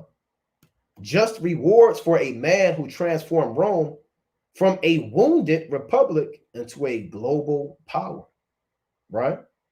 To a global power. So let's go back to this. So he was worshipped as a god. Christians, going back to this, they were in grave danger. The city was full of idolatry, full of immorality, and the Christians were targeted because one day a year, every year, the people were required to offer a sacrifice to the emperor. So they would have to come before the altar that was dedicated to the so-called white man and offer a sacrifice. You know, and that's what, Jake, you're going to have to do now in these last days, man. Right? Is it a physical sacrifice that you're going to have to offer? A lamb, a bullock?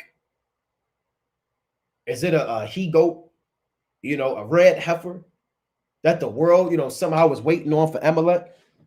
What is the sacrifice that you're going to have to offer? First of all, you're going to have to bring it before his image. And an image in the ancient world is a so-called god, right? A so-called statue, right? A so-called figure created. They would worship images. They would bow down to images. Like the Lord said in the law at Deuteronomy 7, right? Quick precept. This is Deuteronomy chapter 7 and verse 5. But thus shall ye deal with them. Ye shall destroy their altars and break down their images and cut down their groves and burn their graven images with fire. So graven images or images were so-called gods. So the image of the beast is a system that is being worshipped as a god in these last days. How do you worship this image? By being a partaker of the sins of Babylon the Great and the philosophies of Babylon the Great. By searing it in your mind and you accept it and you perform it with your hand and your works, right? So this is how people worship the modern day image of the beast. That's how you bring your offering. Every time that you're at these pride festivals, you're doing an offering to the beast, right? To the image, man. You know, every time that you're a partaker of worldly customs, you're bringing an image and offering to the image of the beast. Every time you go to the Christian church, right? Every time you're into Islam and you go before the mosque, you're in Catholicism and you count your rosary beads. You confess your transgressions to your father, the priest. All of your birthday, all of these devices, you're bringing offerings unto this image. But the image is not a physical image made with man's hands. It is a systematic creation set up by this American system. And Yahweh, Bashmi Abashai, he's going to break this image down. And in Psalms, let's go to Psalms, one of my favorite Psalms, Psalm 73. Right? Let's get a quick precept on that.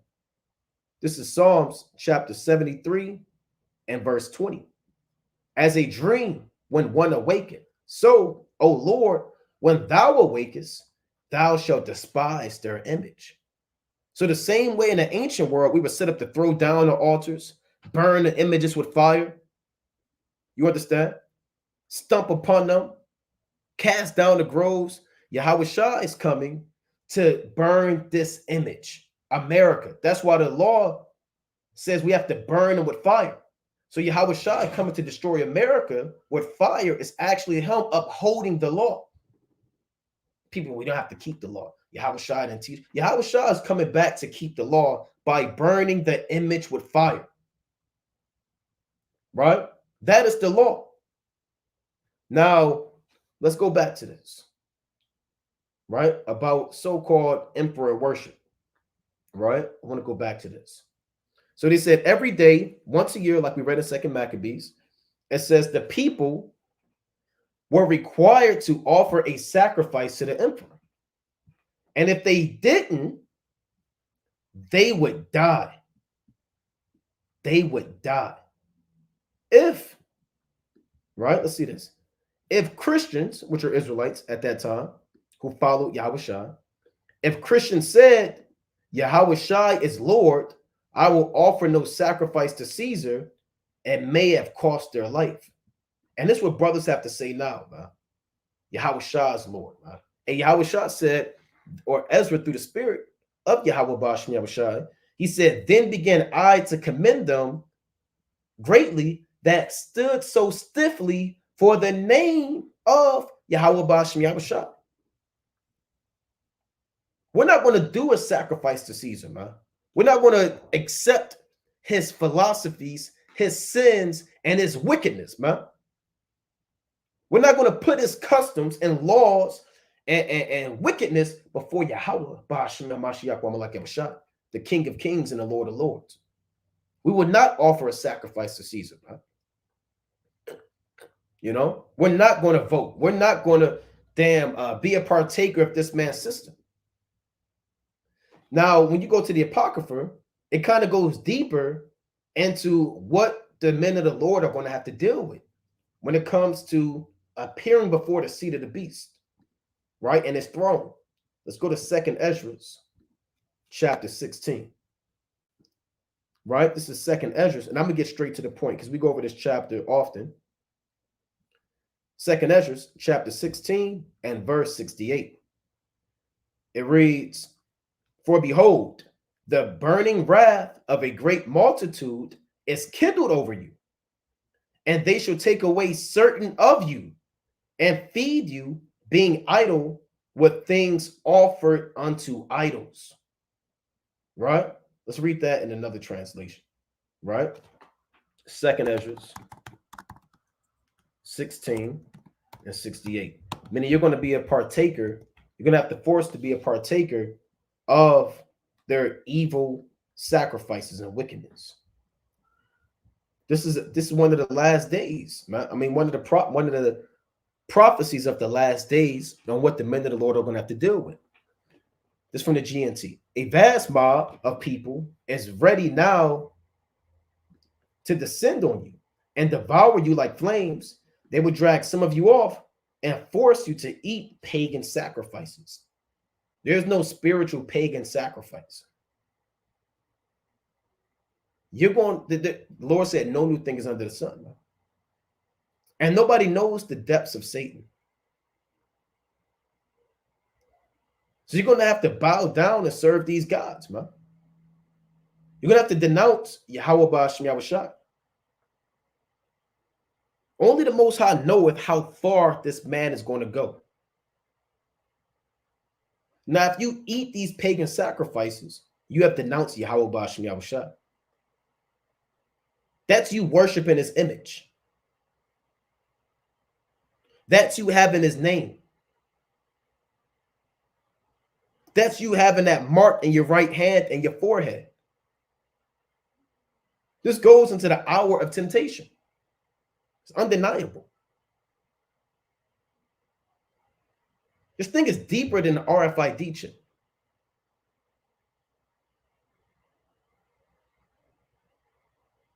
If you eat this pagan sacrifice and you denounce Yahweh Bashem Yahushua, you'll be accepted in the society. You'll be part of this man's system. They'll welcome you with open arms.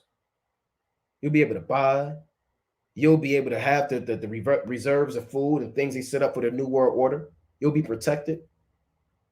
If you deny these things and stand stiffly for the name of the Most High, the price is your life. The price is your life. There is no new thing under the sun. Men are literally going to be dragged off and forced to eat of pagan sacrifices. Read 2nd Maccabees, the 6th chapter. Read 2nd Maccabees, the 7th chapter. This is the same so-called white man from the time of Antiochus. Right? This is the same so-called white man to the time of Eleazar, Onias, Jonathan, Judas, Simon, if you can understand. So you're going to have to make a decision. And they might have a gun to your family head, man. To your son, your daughters, your wife, man. I'll blow their damn brains out. Eat it. Bow down to these gods. Do these sacrifices. Denounce Yahweh Bashmi Awashai.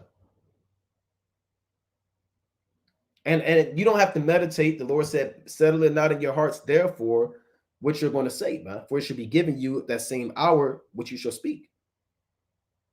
You know? And if you're the elect, you're going to say some stuff, man. You're going to say some stuff, man. You know, it's going to be better than what you could ever meditate on, man. You know? So let's go back to this.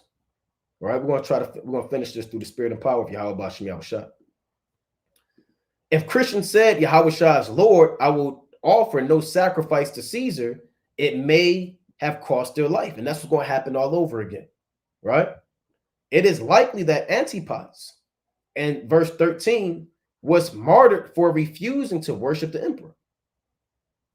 This is a vile, idolatrous, pagan, gross, immoral place. Right? So that's how that system was. Right? That's that system. Right? That was that system. Now let's pull this up. This was the actual altar that was dedicated to the so-called white man. Right? And Antipas, he said no, man. And he was a martyr, a faithful martyr. He was the bishop. He set an example. And they're going to come after a lot of the bishops and the elder men and the ancient men of Israel, man. That's the track record of the so-called white man. They did it. They got the old man from Athens in 2 Maccabees 6. They wanted Mattathias. They said, come thou first and offer up this sacrifice. He was an ancient older man. They did the same thing to Eleazar, man. They come after the ancient elder men first. Because if they do the sacrifice and denounce Yahweh Bashmi Yahushua, it's going to shake up the people, and they're going to do these sacrifices. It's easy work for the so-called white man if he corrupts the priest, man. So here's an actual picture of the Pergamon altar, and this was formidable in the ancient world. Right? So I'm gonna read this other one. This is from Oxford Reference, right? The cult of Roman emperors, living and dead, became the state religion throughout the empire. Though it originated as a simple act of thankfulness, of peace and stability by Rome, temples were erected in honor of Julius Caesar soon after his death and to Augustus in his lifetime at Pergamum. So they were forced to worship Augustus, just like now people worship America, the beast, right? What else do we have? Now, obviously, we're not going to read this whole thing, but there's a point I want. This is from Professor Henry Fairfield from the University of Rochester, New York. This is the worship of the Roman emperors, right? The worship of the Roman emperors. I'm going to read 2 sentences from this. The impulse that led to the deification, meaning making someone a god, of the Roman emperors came from the east. The pharaohs and the Ptolemies, Lycurgus and Lysander of Sparta, and Alexander the Great were worshipped as divinities, both while living and when dead. When Rome conquered the East, the same divine honors were transferred to Roman proconsuls. Naturally, then, when a single ruler of the empire appeared, he was acclaimed as a god in the eastern provinces. He was proclaimed as a god, right? It reads, I want to jump down. There's another point I want. It reads, but the fundamental source of emperor worship is found to be one of the primitive tendencies of Roman thought, the veneration of the individual human spirit. Meaning what? They didn't necessarily, when they brought these offerings to these to the altars, it was to the spirit that was in that so-called white man. Right? It wasn't to his eyes, or they, it wasn't about how he looked. It was the fact that this spirit was essentially a god, right? So it reads the veneration of the individual human spirit, the worship of the genius. Right now, you hear that word often. He's a genius. Well, that person's a genius. Now, the word genius, a genius is actually a spirit. It's actually a spirit. It's not really somebody with a great IQ and intelligence, right? They worshipped the spirit of the Roman emperor, or the genius, the spirit in him that gave him his intelligence. Now, here's the word genius. Here's the etymology of it.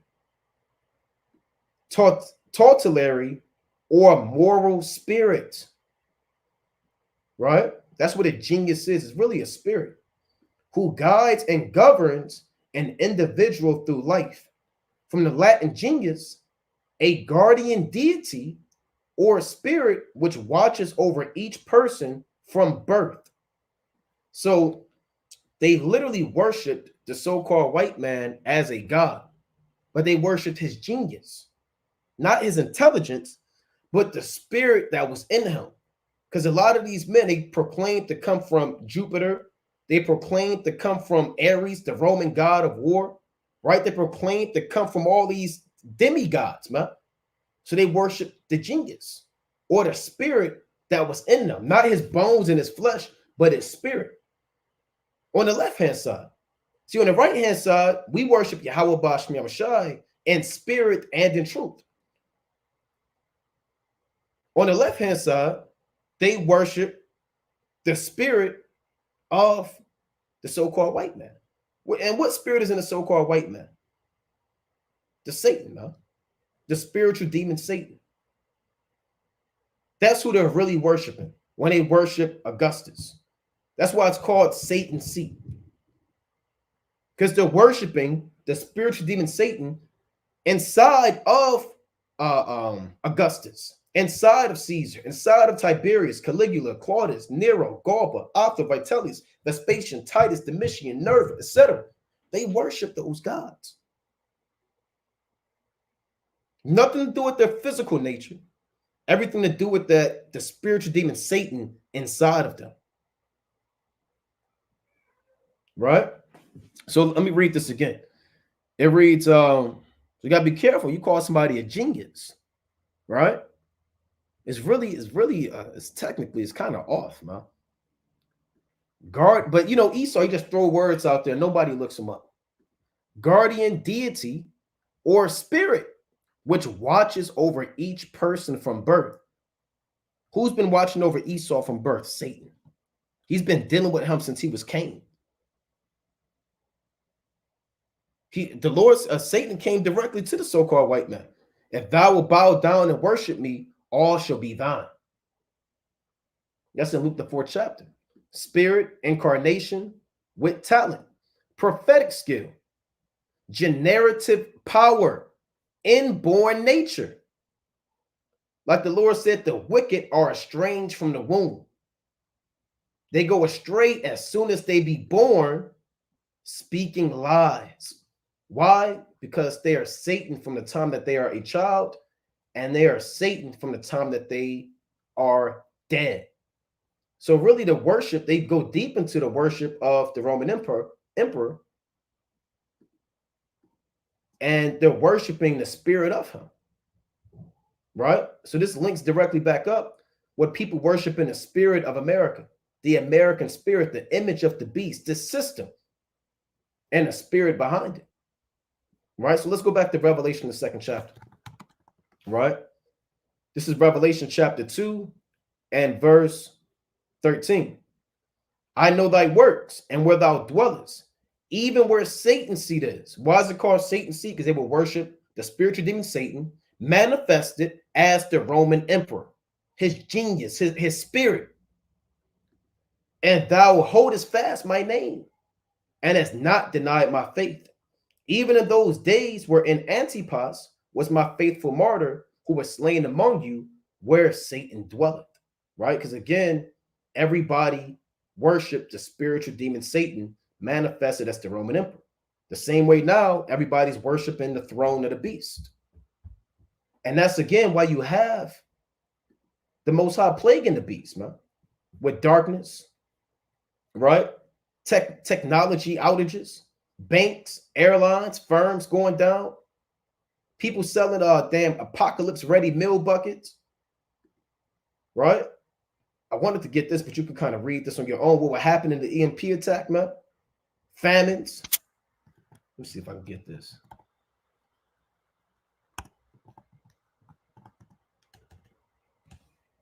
It's lucky here.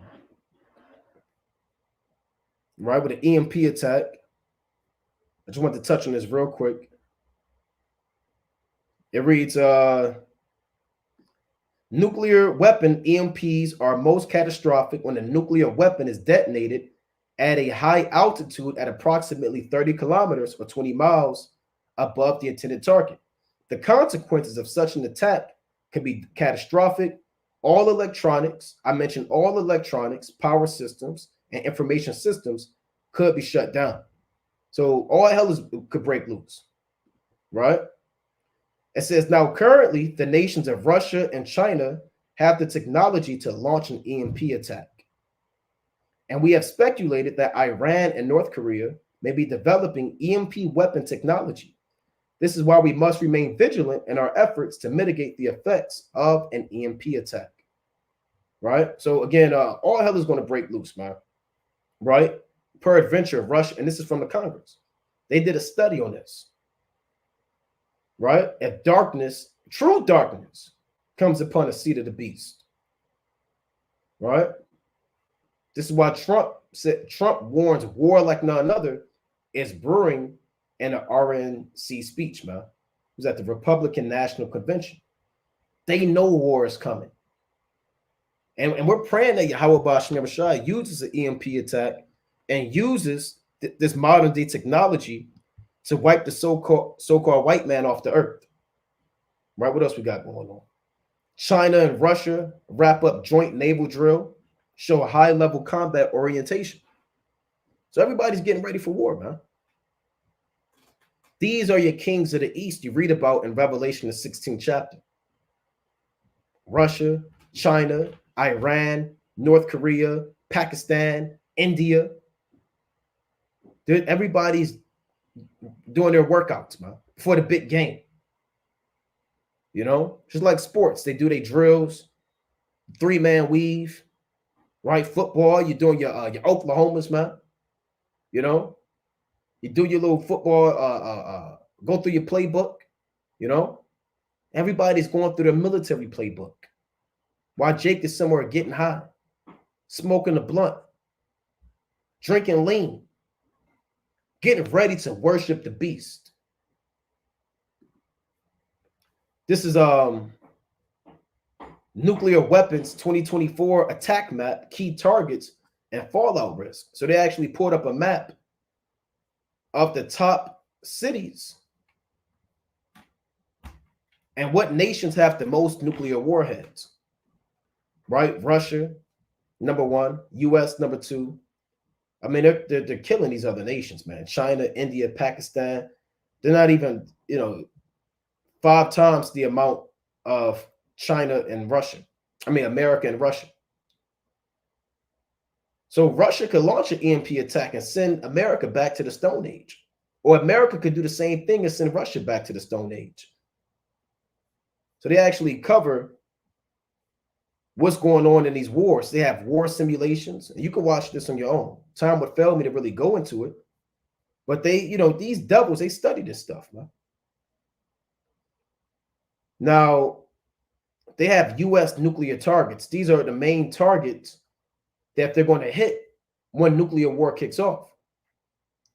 Because the red are what? The Minuteman, the ICBM bases. So they're going to hit those first. Right? They're going to attack the ICBM bases.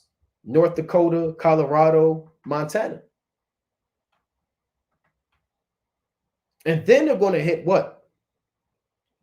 Your nuclear storage deposits or depots out here in Utah and out there in New Mexico. Or I believe that's New Mexico. Right? So Utah, New Mexico, they're going to get next, man. Then they're going to hit the command control targets. Maine, DC. So if you in DC, you're going to get caught out there, man. DC, Maryland, Virginia. And then, see, they was better off putting this all together.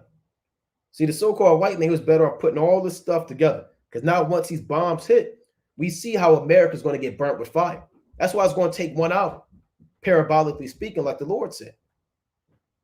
Because, I mean, their main targets are, they cover coast to coast. So if they drop 40 bombs on each one, Babylon's finished. Just simply based off of their targets being hit. And where their subs and planes are. So there's many more targets, but these are the main targets that's going to be hit in the event that a nuclear war kicks off between America and Russia. All right. And again, you can read more about this article on your own. It's from Mirror Safety, and they go into nuclear weapons and a 2024 attack map, key targets, and fallout risk. And that fallout, let that fallout to do worse damage to you than a damn than a bomb, huh? Right? Let's see if we get the fallout real quick. Look at this. They got the how to survive radioactive fallout. People gonna get caught out there, man. Right? They're getting into it, man. Stay inside. Be prepared for a nuclear explosion. You're gonna see a bright flash, then a blast wave, and then radiation, and then fire and heat, and then an electromagnetic pulse, EMP attack, and then fallout. And that's going to send this kingdom into darkness, man. Spiritual darkness and somewhat of a literal darkness upon the seat of the beast. Look at this. Get inside, stay inside. This isn't going to help you, man. All of this get inside, stay inside, it's not going to help you Americans, man. You Babylonians. What scripture says, okay, the Lord is going to destroy America, but if they get inside and stay inside, they'll be all right. No, the Lord said in Revelation, let's get a quick precept. Right? In Revelation chapter 11 and verse 13. And the same hour was there a great earthquake, and the 10th part of the city fell. And then the earthquake was slain of men 7,000, and the remnant were affrighted and gave glory to the God of heaven. So 7,000 meaning completion, perfection. Everybody's going to die in America. That's not the elect. A 10th part of the city falling is the entire kingdom of Babylon the Great will fall. So that get inside, stay inside, it's not going to do anything, man. It's not going to do anything to you. So these are the wars that are brewing up on the earth. This is the darkness that the Most High is going to put upon the seat of the beast during the EMP, which naturally comes with nuclear bombs, during war, during famine, and during destruction. Right? Revelation 16:10, one more time. And the 5th angel poured out his vial upon the seat of the beast, and his kingdom was full of darkness, and they gnawed their tongues for pain, and blasphemed the God of heaven because of their pains and sores, and repented not of their deeds. So with that, we're going to close up, giving, of course, our honor and our glory to Yahweh. Most high willing, you are edified. Keep the Sabbath holy. No buying, no selling, no sex on the Sabbath, no speaking your own words, doing your own pleasures. Cease from your labor. Serve and magnify the name of Yahweh. Shalom.